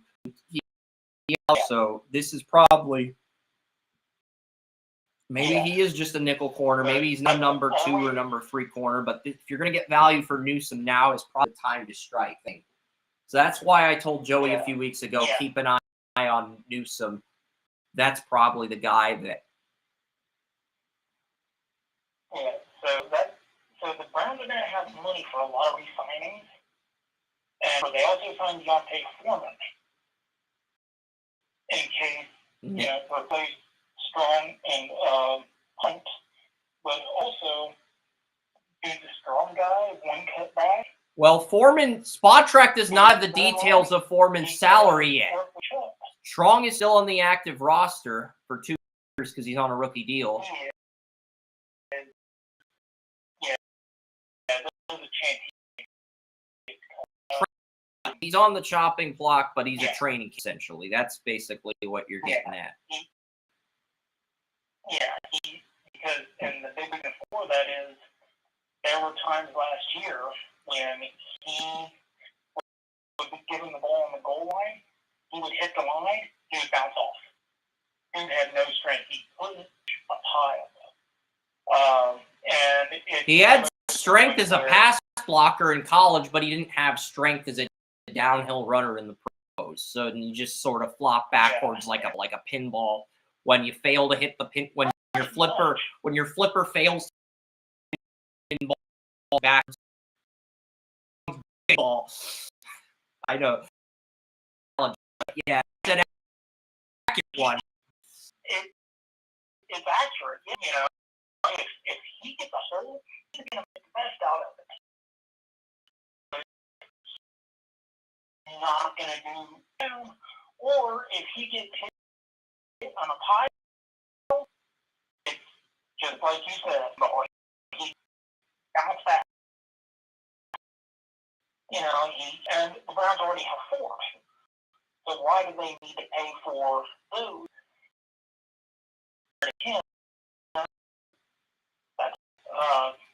I'm not his rookie amount is at this point. That's still another $2-3 million that can go to, you know, the receivers.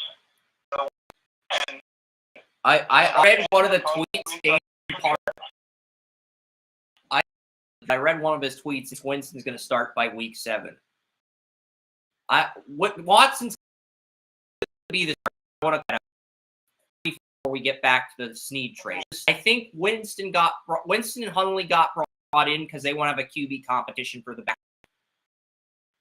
Get DTR and say, okay, he started one game against the Ravens, but we couldn't beat those guys out for playing. He wasn't ready to play. If he's ready to take that leap in year 2, great. He's our backup. He'll probably be this again, and we'll give him that second year to develop before we make him the full-time backup in year 3 of his rookie. That's really why they brought in both Winston and Hunt. So that's going to be a competition for that.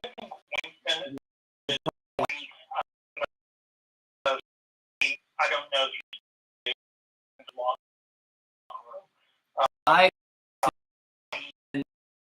Then there could be like a competition between Huntley and Robinson, basically competing for number. I don't think Thompson Robinson gets cut, but at the 3rd string or he's on the practice squad, I don't know. Or QBs will know. Yeah. He'll get cut or the Browns will carry 4 QBs. What video? Oh, yeah. I don't know if you saw Winston.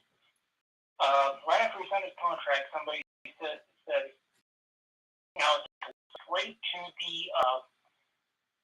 gym, the weight room in Fulton, and he was taking snaps in a huge dress coat, blazer, his dress slacks and everything. It was his personality is already larger than that. He's already went over his teammates. So I don't think Huntley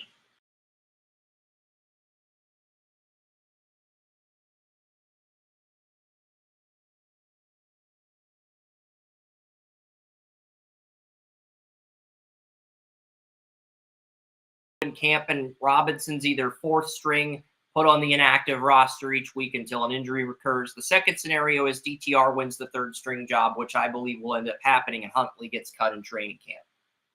That's sort of the scenario of both. DTR gets traded, which is because people believe if he goes to the practice squad, he'll be there with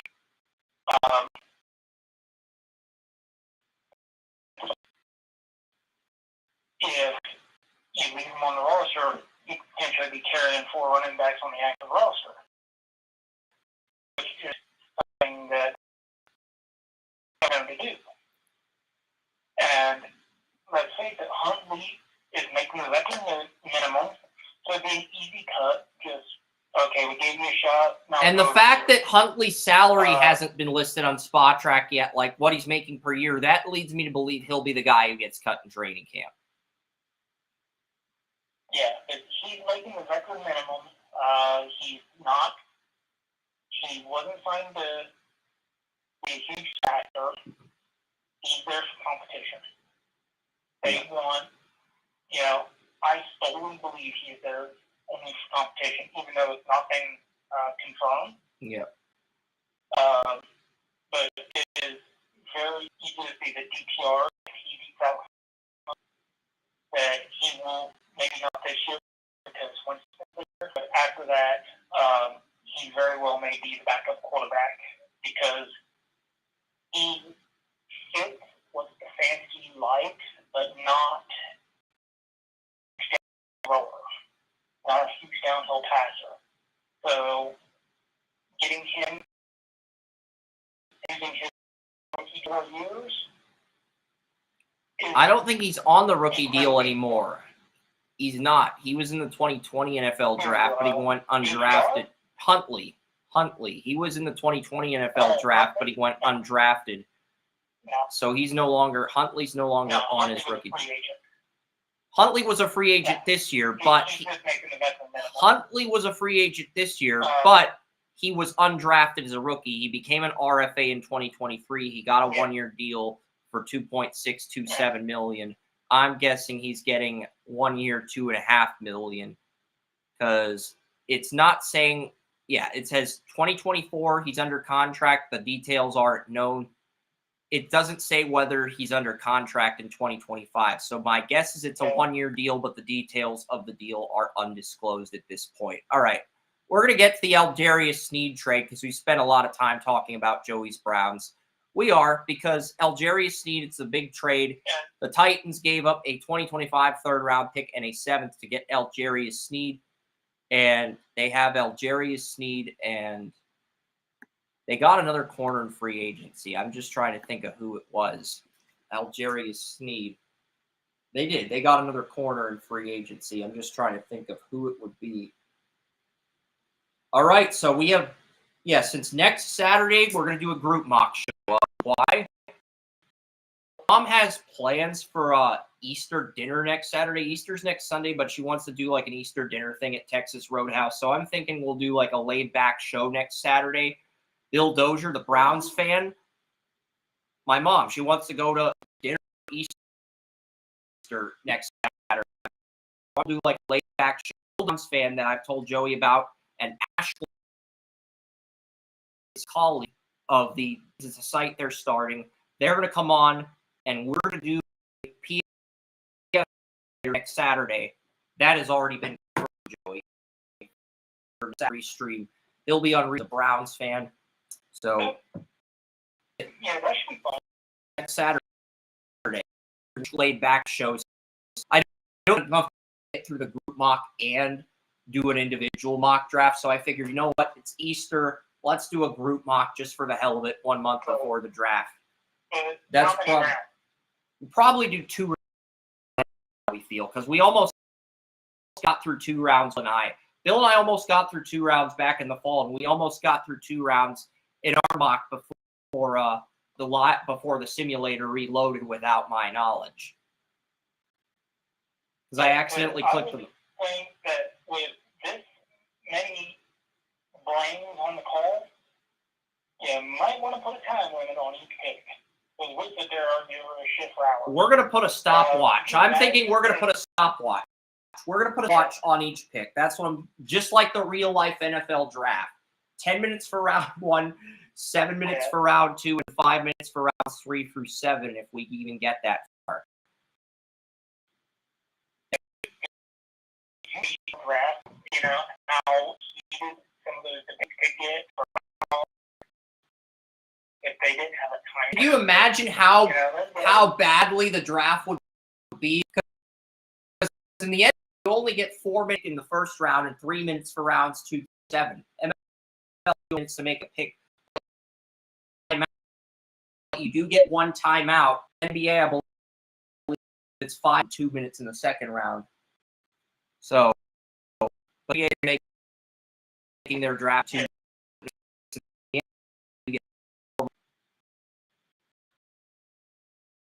But you do get 1 timeout. for the entire draft, 20 rounds of the draft. So. Let's look at Jerry Sneed in that trade. I heard about it this morning. Big blow to the Chiefs. I don't think it's a big blow. I think Trent McDuffie's their best corner. There are people that think Jerry Sneed's their best corner, but Sneed covered the number 2 receivers. McDuffie covered the number 1. But to be just outside of Chris Jones with a 90 rating on their defense is Sneed. You have Jones and Sneed. Those are the only 2 players in the Chiefs defense with a 90 rating or higher on the current Madden game. But I think McDuffie is just as reliable as I do. McDuffie is the guy who's to Sneed. Sneed got reassigned that number 2 role. Because Sneed covered the number 2 guys as a rookie.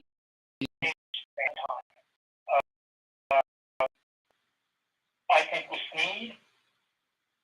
No, because Sneed was the number 2 corner to Ward. Sneed's a really good number 2 corner.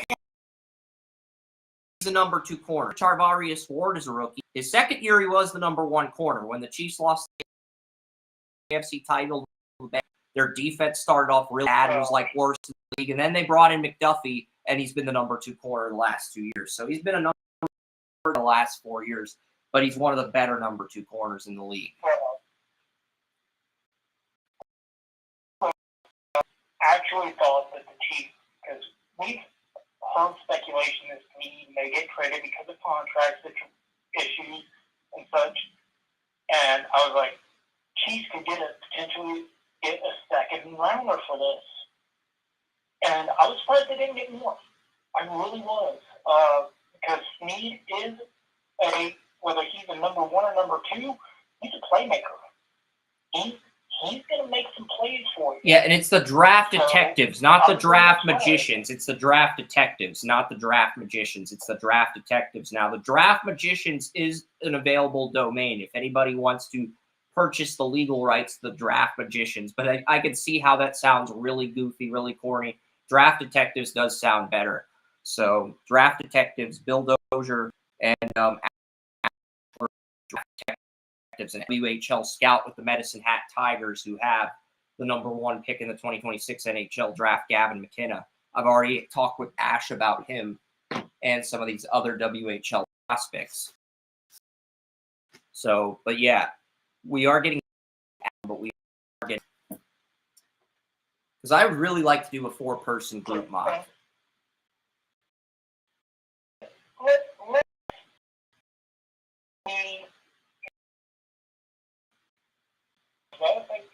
The more minds we can get in here, the more opinions we have, it makes it better for us. It does. We will hear different perspectives. They will share different perspectives, And it's great because you had Johnny Wilson in the second round of your group mock. Bill doesn't even have him in the top 175, so you can hear his perspective and pick his brain a little bit. You don't have to agree with him on Johnny Wilson, but you can pick his brain and figure out, okay, that's good. You want to pick someone's brain when you have them on your podcast. Exactly. Process. Yeah. The one big thing on Johnny Wilson, the one big hit that I have on him is that he does most of he's got this huge frame, all these physical skills, he does most of his work over the middle. He does not do it for some reason, what it is. And, because conventional wisdom would think, hey, 6'4", 6'5", 235 pounds, blazing speed. Man, we can get him on the outside, he can make some work. But he does most of his work over the middle. Why? But it is a conundrum to me. I do so much more than he does, but for some reason... Yeah, the Titans' number 1 and number 2 corners are a Chidobe from the Bengals and Jerry Jeudy from the Chiefs. Those are their number 1 and number 2 corners next year. And I'll give the Titans credit. We make fun of the Titans a lot on here. So does the rest. They did a nice job tooling and upgrading their secondary because You look at Awuzie, yeah, Awuzie did struggle with the Bengals to the top bench, but at the same time, I still think he's a top 3 corner, and I think he can be a top 2 corner on the right roster.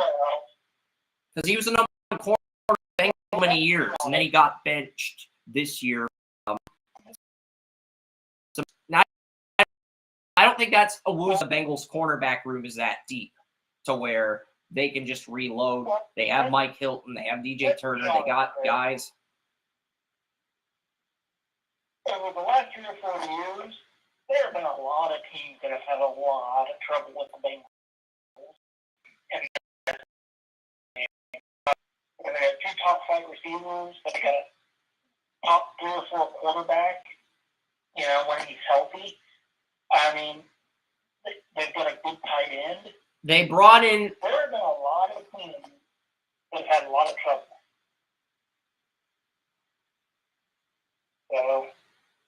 So let's just give him a little bit of credit when it comes to the Bengals. Awuzie's not the. Awuzie was number 1 corner. He got injured and missed the 2022-2023 season, and then he got benched this year. So he was great when the Bengals made their Super Bowl, but he hasn't played like a number 1 corner the last 2 years. But he would, I'm guessing, he would be the number 1. Sneed was a number 2 corner in the Chiefs. He was good. He would be the number 1, and Awuzie would be the number 2. And over everything the Titans had in the secondary last year. So that's really what they are upgrading over what the Titans not perfect up. They're significant upgrades over what the Titans had a year ago.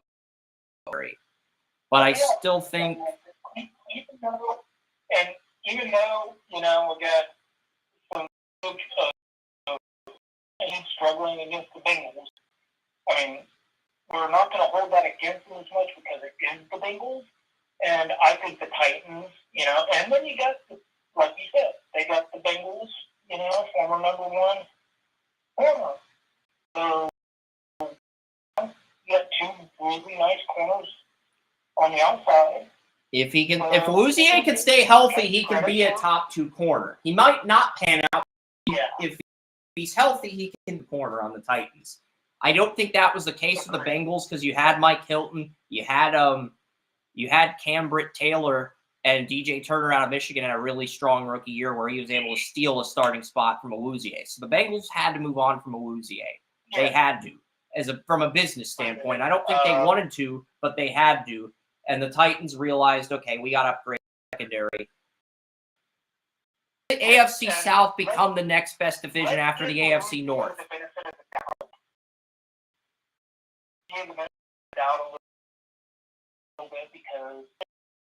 I liked Awuzie coming out of Colorado. He was on the Boys. Yeah, he was boys Colorado Bengals after his rookie deal. And so yeah, Awuzie, I think he's one of the better 6'4", 7ers in the league, a top 70 corner.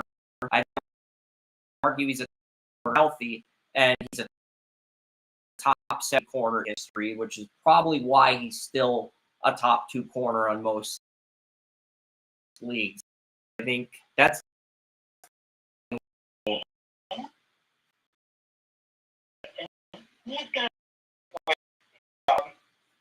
then we're going to have and you're going to have Sneed on the opposite end, so you're going to have a really nice take the pressure off of him, So I think it's going to be a very good combination.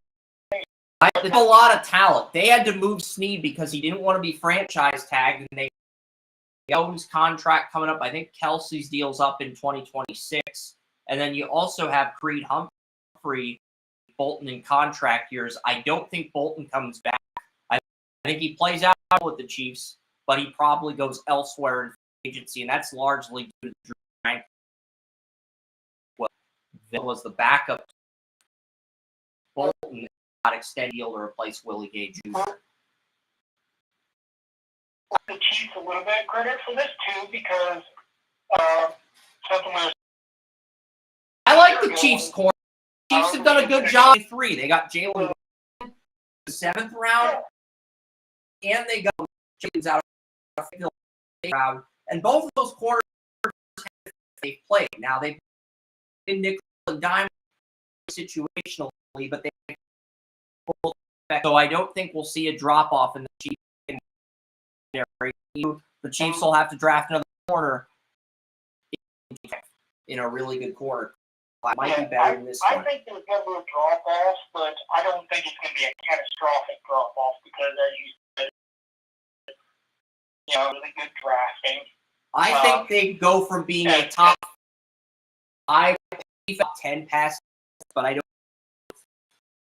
don't think it's going to be as significant as everybody else because they're going to go from being top 5 to bottom 5. I still think they're a top 10 secondary. I don't think they're a top 5 secondary without Sneed. Yeah, because I was when it comes to the secondaries, the Chiefs were one of the reasons he's going to hurt, but their secondary was good enough. They were 4 or 5 deep corner-wise. I don't think it's going to. And they got Nick Jones out of Ball State, and he's looked good in situational play. And I just trust the Chiefs. They're one of these teams I trust in terms of their reputation. So I do trust them.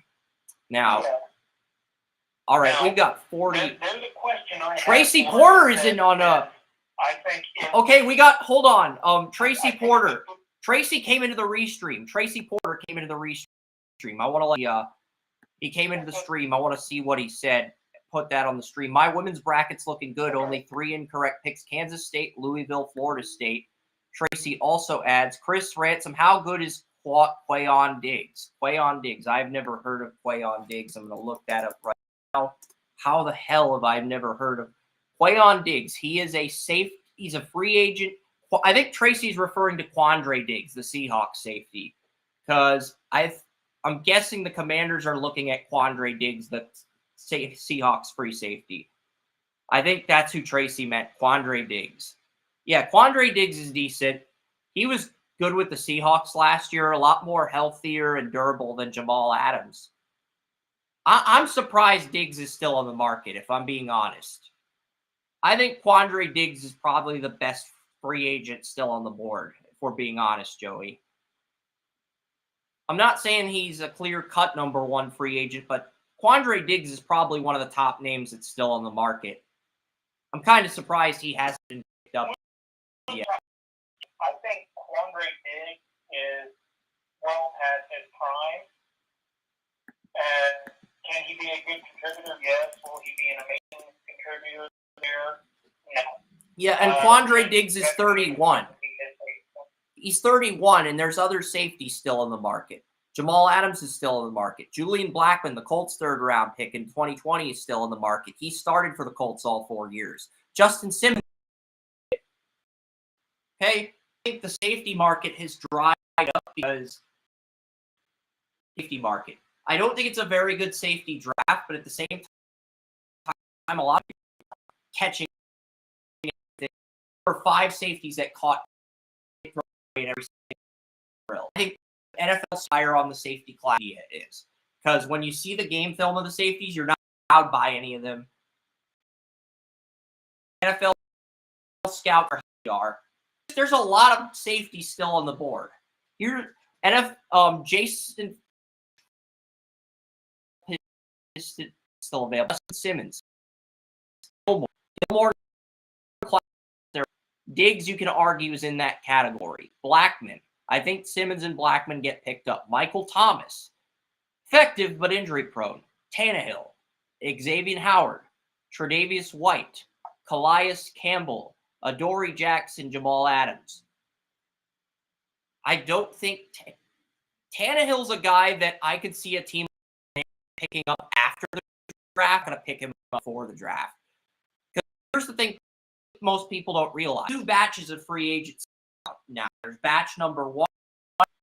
Guys are good enough to be high-end backup. There's the draft, and then there's batch number 2 for the teams that have drafted and signed their rookies, and then overs.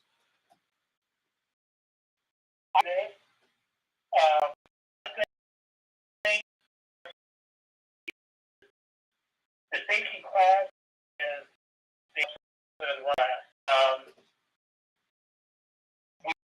And what is it with NFL free agency? And all these safeties still on the market. NFL teams must like this safety class. Would not be paid that much. Because NFL teams paid all the running backs. They did. Because because we thought the running back class was actually better. I think we learned running back class ain't that great simply because the contract sold out in free agency. Yeah, NFL teams basically. Yeah, it's not that the running backs can't develop into NFL starters. It's just that the NFL scouts are not confident these running backs are going to pan out at the next level, so they're just reloading at running back for insurance purposes. Yeah, and that's one of those little tells that we get from free agency is that how much are they paying and how much above what we thought are they getting paid as to how they think of the draft. And what this tells me was all these guys out there, Diggs and all that, is that they are really high on the safety class this year. And anybody who gets paid is going to get paid a lot less than they thought they were. This was a good safety draft at the top. Cameron Kitchens, Miami, Tyler Nubin, Minnesota, Cole Bishop. Those are all top 50. Those are all guys that can argue they belong in the top 50. Top 32, no. Top 50, yeah. And if you're an NFL scout, would you rather have one of those three making under $1 million a year or two, or would you rather pay a $7, $8 million a year, even if it's your cap in the short term? And the answer is clearly the former. The former of those is clearly the more beneficial scenario. Tracy brought up Diggs because it just reminds me a little bit of Diggs. So, I mean, why is Diggs still out there? The younger version of Diggs is potential first-round pick. Yeah, Cameron Kitchens and Tyler Nubin are the top two. Lisa took Nubin. She liked his aggressiveness as a blocker and his hard hitting more, and that's fair. I mean, Nubin did have an incredible combine, but Kitchens was my number one safety for the longest time, and Kitchens can play safety or corner, whereas Nubin's. All right, what else do we have in the chat room here? Tracy's still in the chat. Awesome. I'm really happy. I'm surprised Jamal Adams hasn't been picked up. That's basically the next comment I see from Tracy. So Tracy's surprised that Jamal Adams hasn't been picked up. Tracy's back. Back again. Tracy's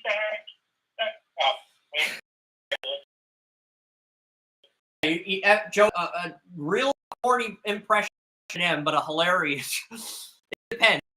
If you like music, you think it's hilarious. If you, then you probably think Joey's annoying right now. But either way, I digress. But yeah, Jamal Adams is still in the market. I would have figured he'd be picked up, but I think the injury history with Adams is the biggest reason he's still in the market. Because he's older than Blackman, but he's younger than Simmons. And I think the injury history is the big reason why he's still in the market. A lot of teams that drafted safeties in 2020, outside of the Giants with Xavier McKinney, who's now on the Eagles, they haven't really franchise tagged their safeties. And to be fair to the Giants, they really haven't done anything at safety. So are they going to draft a safety on date in the third round? Because they're probably going to go receiver or quarterback at 6 and then address the other position in round 2. They got the Seahawks second round pick. Well, if they're going to draft safety in the third round, just give them some of Daniel Jones's signing bonus, because he'll probably put the better use in Jones's. Yeah, I agree. But yeah, Coffee7 says hi. Hi Coffee7 or Kofi7, whatever your name is in the Kick Restream. But yeah, I'm going to talk about some of these draft classes really quickly before we sign off. We've got Dayton versus Arizona coming up at 12:45. I know Tracy's going to want to watch that game. So I'm going to talk about some of these draft classes before we sign off. Now, 2024, we know Caleb Williams is going to be the number 1 pick. The 2025 quarterback class looks a lot worse, but some people like Carson X. Some people, Quinn Ewers, Jalen Milroe, Drew Allen. There's a Houston running back coach. I think 2025, I've seen the 2025 mock drafts. I think I saw as many as 5 quarterbacks go in the first round of 2025. And at this point, I just feel like every mock draft simulator, whether it be Tankathon or PFN, they're just trying to build up the hype to next year's class by projecting 5 quarterbacks in the first round. I don't think next year's draft has 5 first-round quarterbacks. I like Sanders, I like Allar, and I like Milroe as round 1 guys. I think Beck's a product of his offensive line, but if he wins the Heisman, goes off at Georgia, I think Nico Iavella, that Tennessee freshman redshirt, is going to come in and dominate out of nowhere next season, and the Vols are it's going to be the Vols and either the Crimson Tide or Ole Miss next year. I think the Vols win the SEC East. That's my bold prediction for next season. I think Nico comes in and dominates for Tennessee. So I'm not sold on Carson Beck personally. I think Luther Burden could be. I think Missouri and Tennessee could potentially both challenge Georgia. I know Georgia's the number 1 team in the country, but they've coasted by for 3 years in the SEC East. I think both Tennessee and Missouri finally have the ammunition to challenge those schools. Missouri's losing a lot defensively, though, with Darius Richardson and Rakestraw and Chris Abrams-Drain.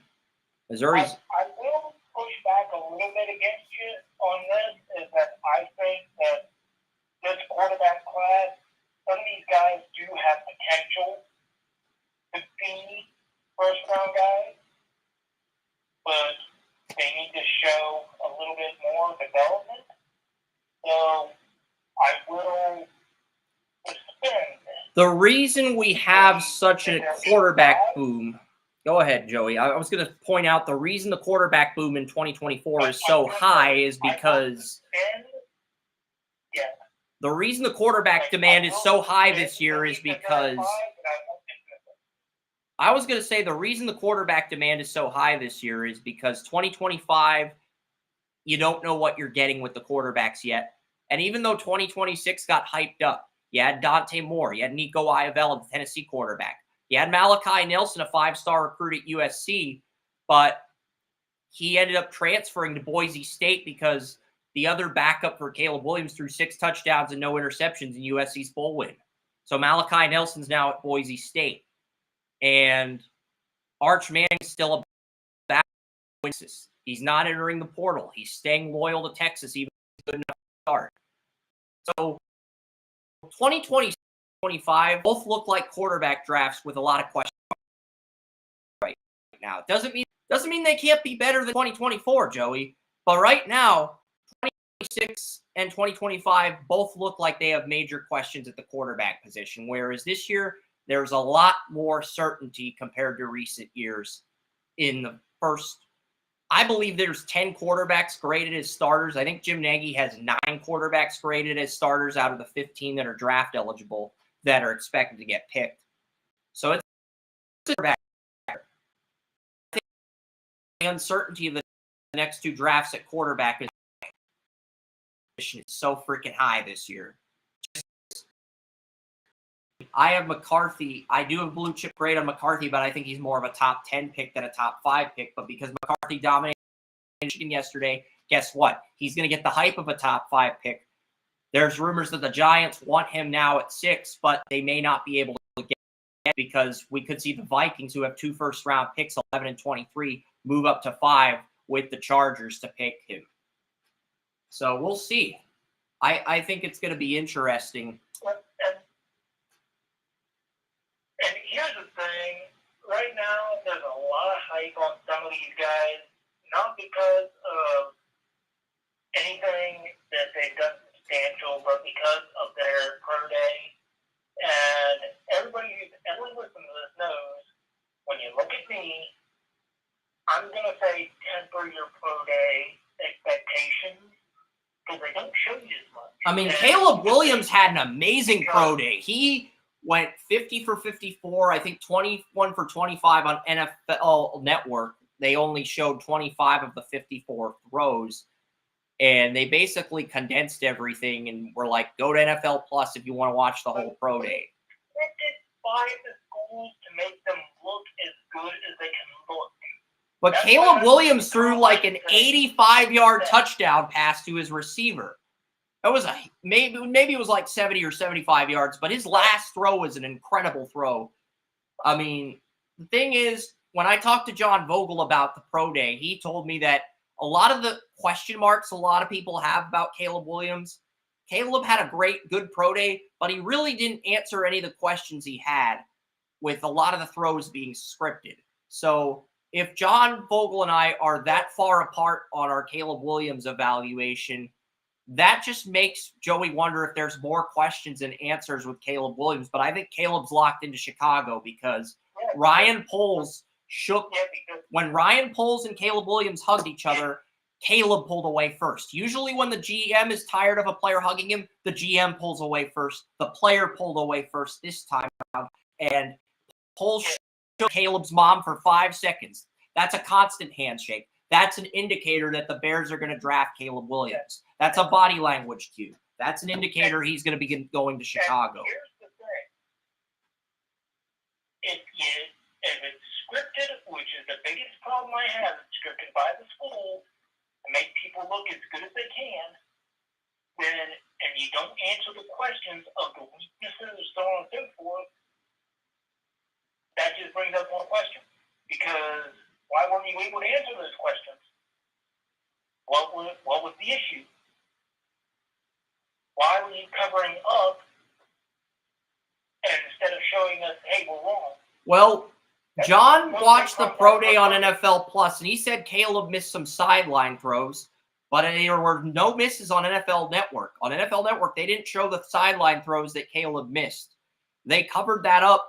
It's almost like they're trying to push an agenda for Caleb Williams, number 1 to Chicago. It's like NFL Network's trying to push an agenda for that because they covered that up. I do want to bring up, I watched a QB Unplugged, Deshaun Watson, and they were going over the play where he hit Amari Cooper on the sideline and how that worked with the teardrop, and that went out of bounds. It was such a small margin for error, and he was throwing it on the off balance because he was surprised that Cooper got open.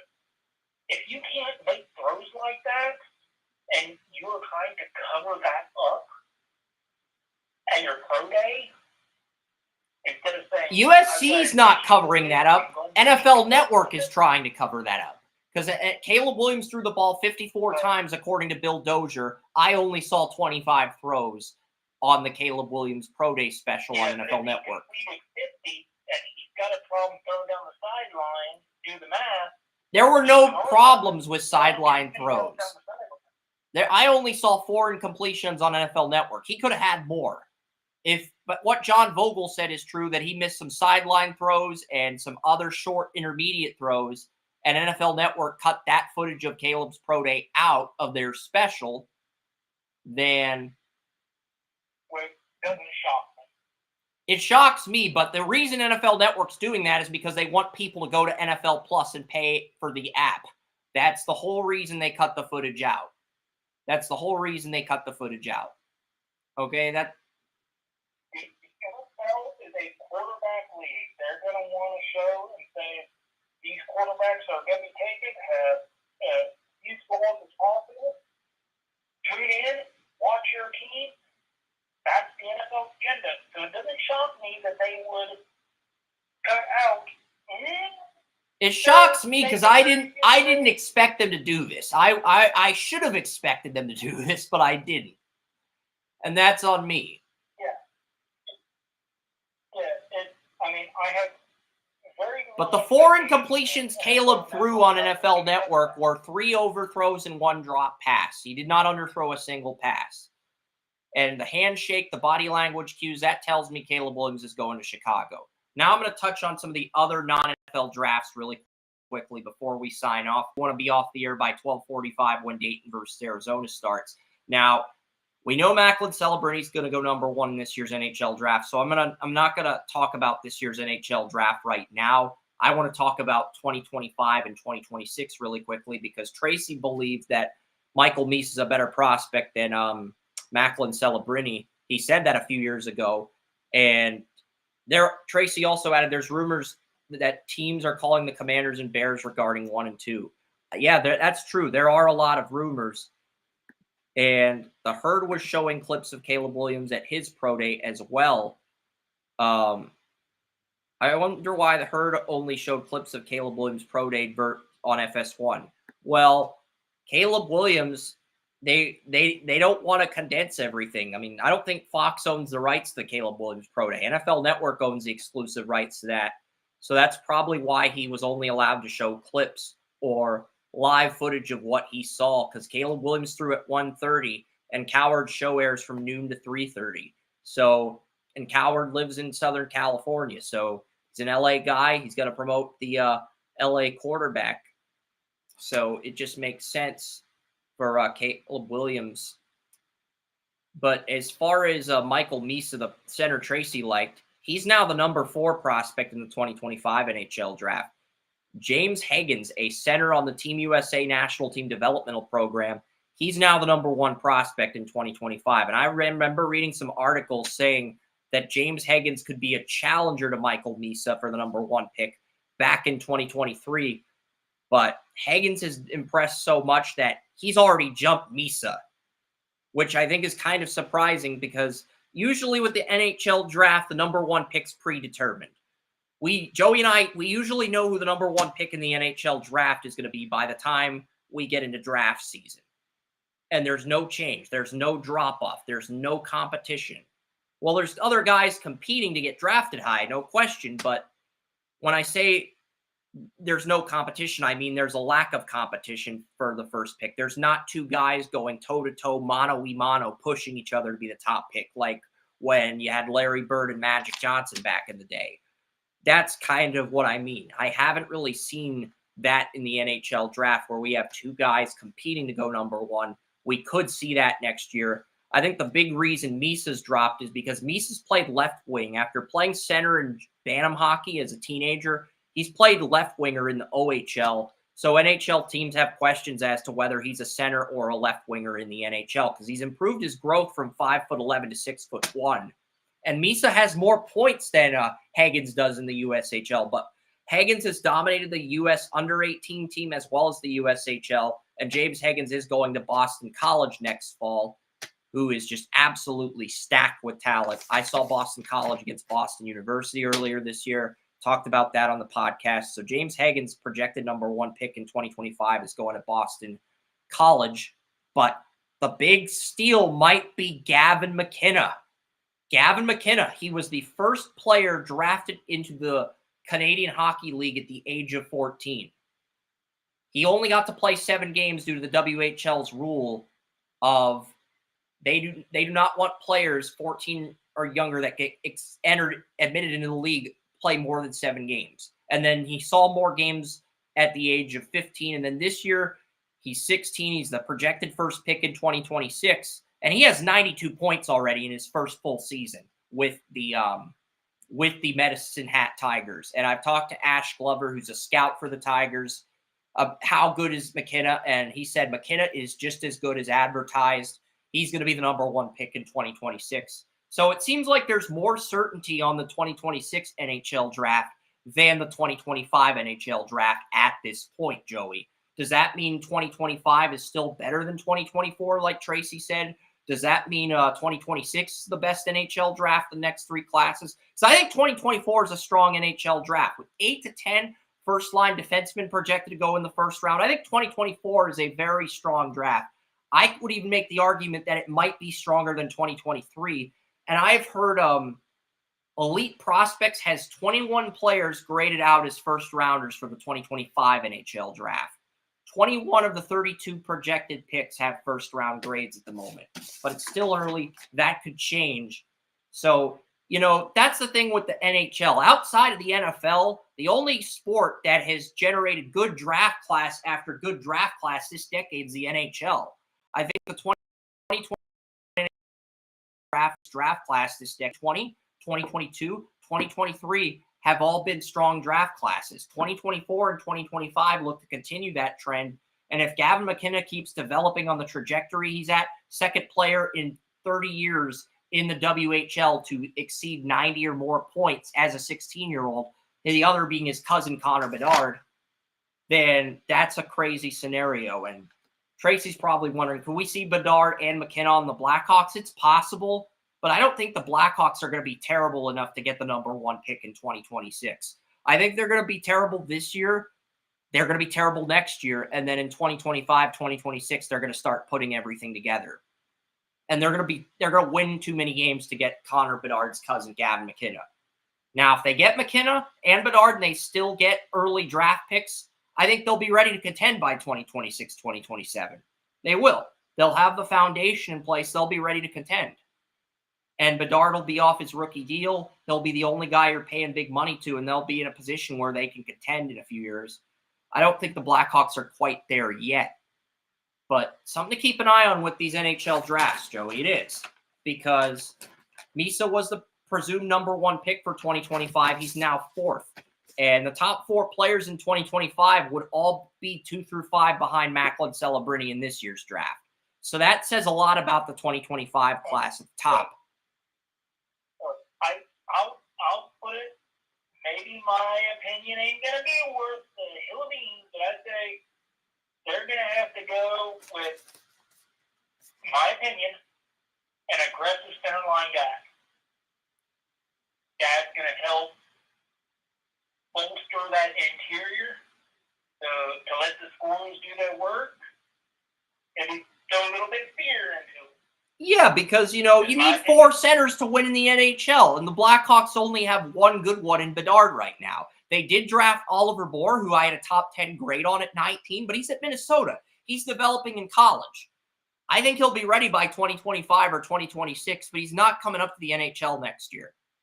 So let's say you win the Macklin Celebrini sweepstakes, because that's the other rule with the NHL lottery is you can't win the lottery more than twice in 5 years. So if the Blackhawks win the Macklin Celebrini lottery this year, that means they're not eligible for the James Higgins, Michael Misa lottery in 2025, and not eligible to get Connors and Gavin McKenna in 2026, who's a left winger, by the way.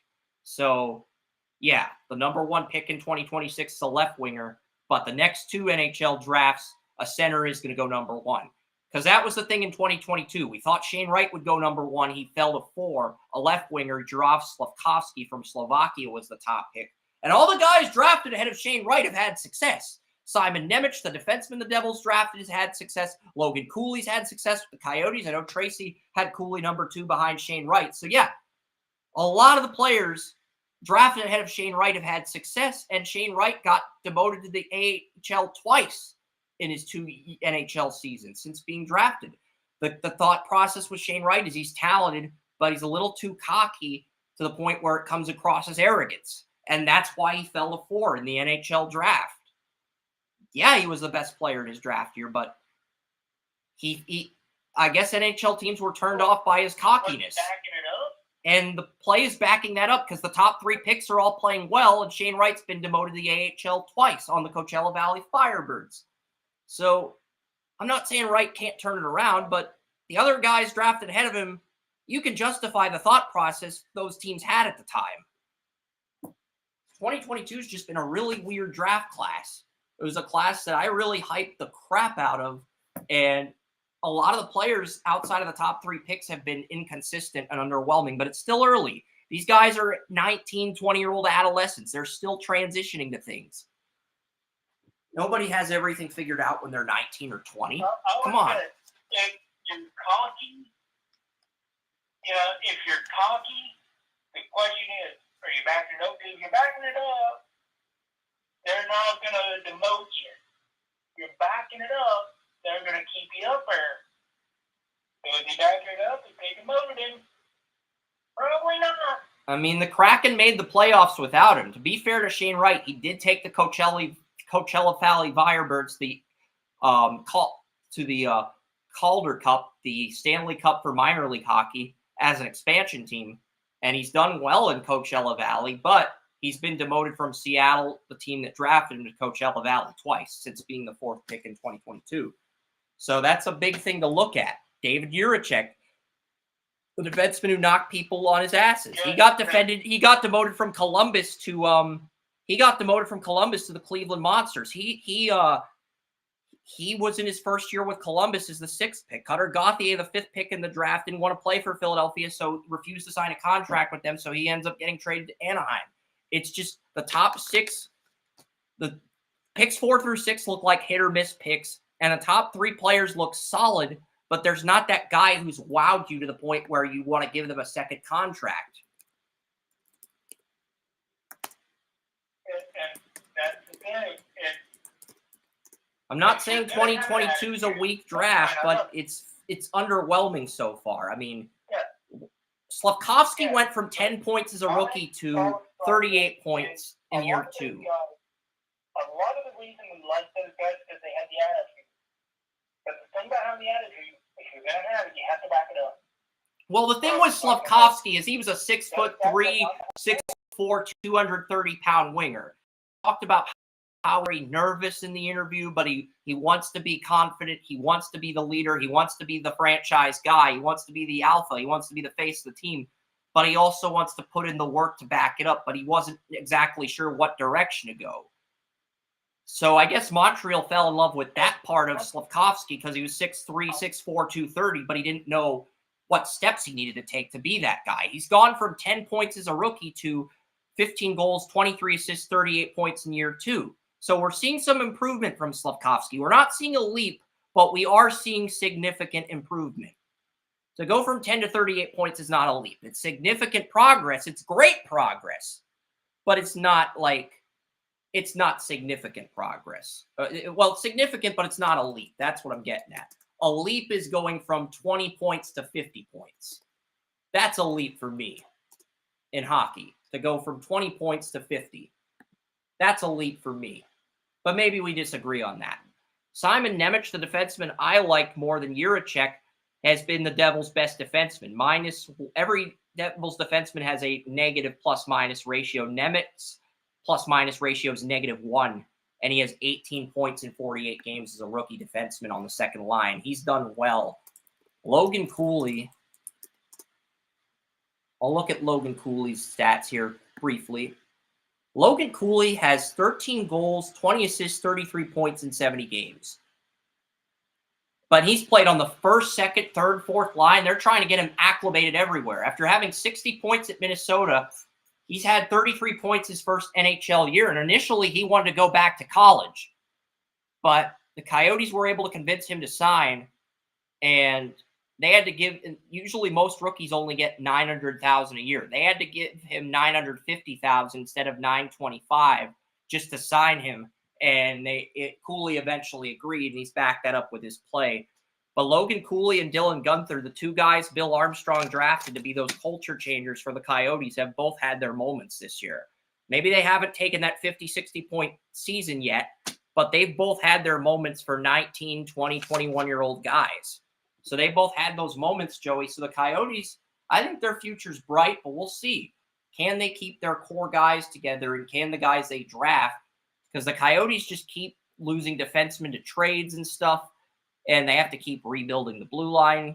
I just don't know if I'm sold on the Coyotes, but I do think they have some good young talent in their system.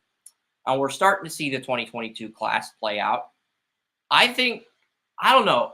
I like 2024 more than 2023. I don't think 2025 is as deep as 2024 or 2023. But at the same time, there might be more star power at the top of the draft. And then 2026, Gavin McKenna already has 92 points as a 16-year-old left winger, and he's Connor Bedard's cousin. Right now, if he continues to improve the next 2 years, Gavin McKenna is going to be a better prospect than Macklin Celebrini or James Higgins or Michael Misa or anybody in contention to be the #1 pick in 2025, Joey. That's the thing with McKenna. McKenna is probably the best #1 pick you can have. And if you're the Blackhawks and you're trying to do another tank, the lottery I'd want to win is the Gavin McKenna lottery, because then you'd have Connor Bedard and his cousin on the same line, and you'd have that Lemieux-Crosby tandem, that Lemieux-Yager tandem on your top line. But I just don't think the Blackhawks are going to be that terrible to the point where they get that #1 pick in 2026.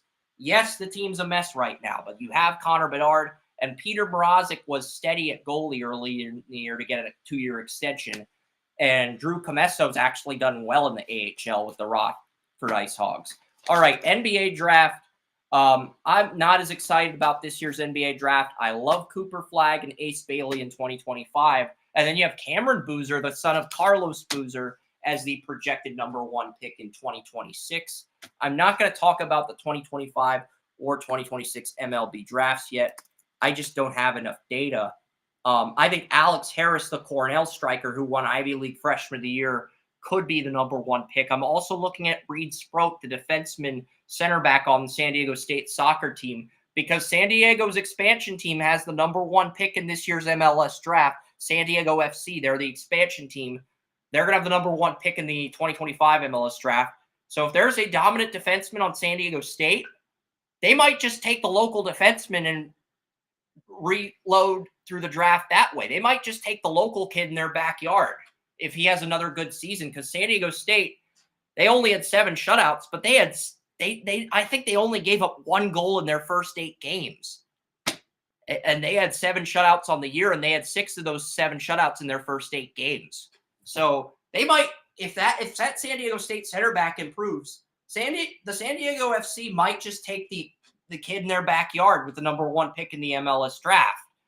That would seem simple enough, and it would give them over a year to start scouting the rest of this draft class and these second-round guys. But we don't know what's going to happen in the 2025 MLS draft. There's a lot of uncertainty there. Caitlin Clark, I talked about the 2025 NBA draft. Tracy brought up a USC freshman. Yeah, the USC women's basketball team has a really good freshman, number 1 player in college, Juju Watkins. Juju Watkins was the number 1 recruit in women's basketball. She went to USC. USC is the 1 seed this year. Juju Watkins is the current favorite to go number 1 overall in 2026, but she may want her degree, so she may not be in the draft until 2027. We don't know. It's too early to say. I don't want to speculate that far ahead, but that is my draft class update, Joey. And I could have gone deeper into that with Luther Burden, with some of the corners in 2025. I could have gone deeper into that, but I didn't think it was necessary. And it's 12:54. College basketball is on. I've already missed the first few minutes of the Dayton game, but anything you want to add before I sign off and go watch Dayton versus Arizona? No, the only thing I want to add about the draft, guys, don't get hooked, especially when it comes to basketball. Don't get hooked on what you're told about the drafts, because basketball is the ultimate team game. The pieces don't necessarily have to be amazing. You don't have to have the superstars. This isn't football. You have to have the pieces. If you put the pieces together, you can have a great team, and you don't have to have the superstars, and they don't have to be young. And with, especially these days where you don't touch anybody, guys can play for a long time, so it doesn't have as much meaning. So always look for talent, not just somebody who's a freshman who skipped classes because they wanted to go pro, not just the latest high school kid, not just the flavor of the month. Look at the best player, because every year a lot of guys missed because you're looking for the next great athlete or the next great kid that's 19 years old. So be mindful. Talent should trump youth and athleticism. It doesn't right now, but all it's going to take is one great GM, and it's going to be right back to talent-based league. Yeah. Tracy's response to Gavin McKenna's dominant year. Wow, he's only 16 years old. And Tracy also brought up USC versus Notre Dame is going to be interesting today. Joseph Potter, Chris Ransom. What's that? USC Notre Dame, they play in I think USC plays in basketball later today. I don't know if they play Notre Dame, but I think USC plays in women's basketball later today. I think Notre Dame does as well. Yeah. USC plays USC women's basketball schedule. Let's Google that. They play Texas A&M Corpus Christi, and Notre Dame plays. Only reason I'm still doing this is because Tracy's here in the live stream. Tracy was watching the college. Tracy's probably watching the college basketball games. I haven't put them on yet because I figured we would be done with the podcast by noon. Yeah, he really is. Tracy's been amazing. He's been posting the scores for each game. Notre Dame plays Kent State in women's basketball at 2:15. So, yeah, USC and Notre Dame don't play each other in women's basketball, but they could play each other in the championship. If Notre Dame and USC both win their brackets and both win in the Final Four, we could see a USC-Notre Dame women's championship. I don't think it's likely, but it's not out of the realm of possibilities either. Kent State's not a bad college, but I just don't think they have the firepower to keep up with Notre Dame, especially when Notre Dame, they produced Jewel Lloyd, number 1 pick in 2015. They had Skylar Diggins. Notre Dame's been a basketball powerhouse in women's basketball the last decade. And as great as Kent State Golden Flashes are, I just don't think they can beat Notre Dame. I don't. Maybe they keep it close in the first half, but I think Notre Dame's one of those teams that's just going to pull away from Kent State in the second half. They just have more talent. It's not a knock on Kent State. That's what it is. Wow. 43 people in the live stream, 1 on Twitch, 41 on Twitter, 1 on Facebook for the 3rd week in a row, the 4th show in a row. We've had a minimum of 40 Twitter users in our live stream. And I want to just thank you guys for continuing to kick ass. And your reward next week will be a mock draft simulator with Joey, myself, and Bill. And we will get a 4th person on, whether it ends up being Ash Glover or somebody else from the group, or maybe we bring Tracy or Kerm on. I don't know. We'll figure it out later. But we are going to try to get a 4th person, and then 4 of us will take turns. All you guys in there. I am not by the ocean today, so those nice ocean sounds, the seagulls and everything that you've been hearing for the last couple weeks aren't there this week. I'm so sorry. We'll hopefully be back to soothing sounds in our background. You know, yeah, because there's nothing like a bunch of seagulls to piss off Howie Roseman when the Eagles are on the clock. There's nothing like seagulls in Jacksonville distracting Howie Roseman when the Eagles are on the clock. Not that the Seagulls are going to phase Howie Roseman, but just saying. They kick his head. Yeah, Doug Peterson's trade the Seagulls to attack Howie Roseman like Ash Ketchum and Pokemon. All right, that's Joseph Potter. I'm Chris Ransom. Enjoy your Saturday afternoons of college basketball. We got some hoops to watch. So long. Have fun.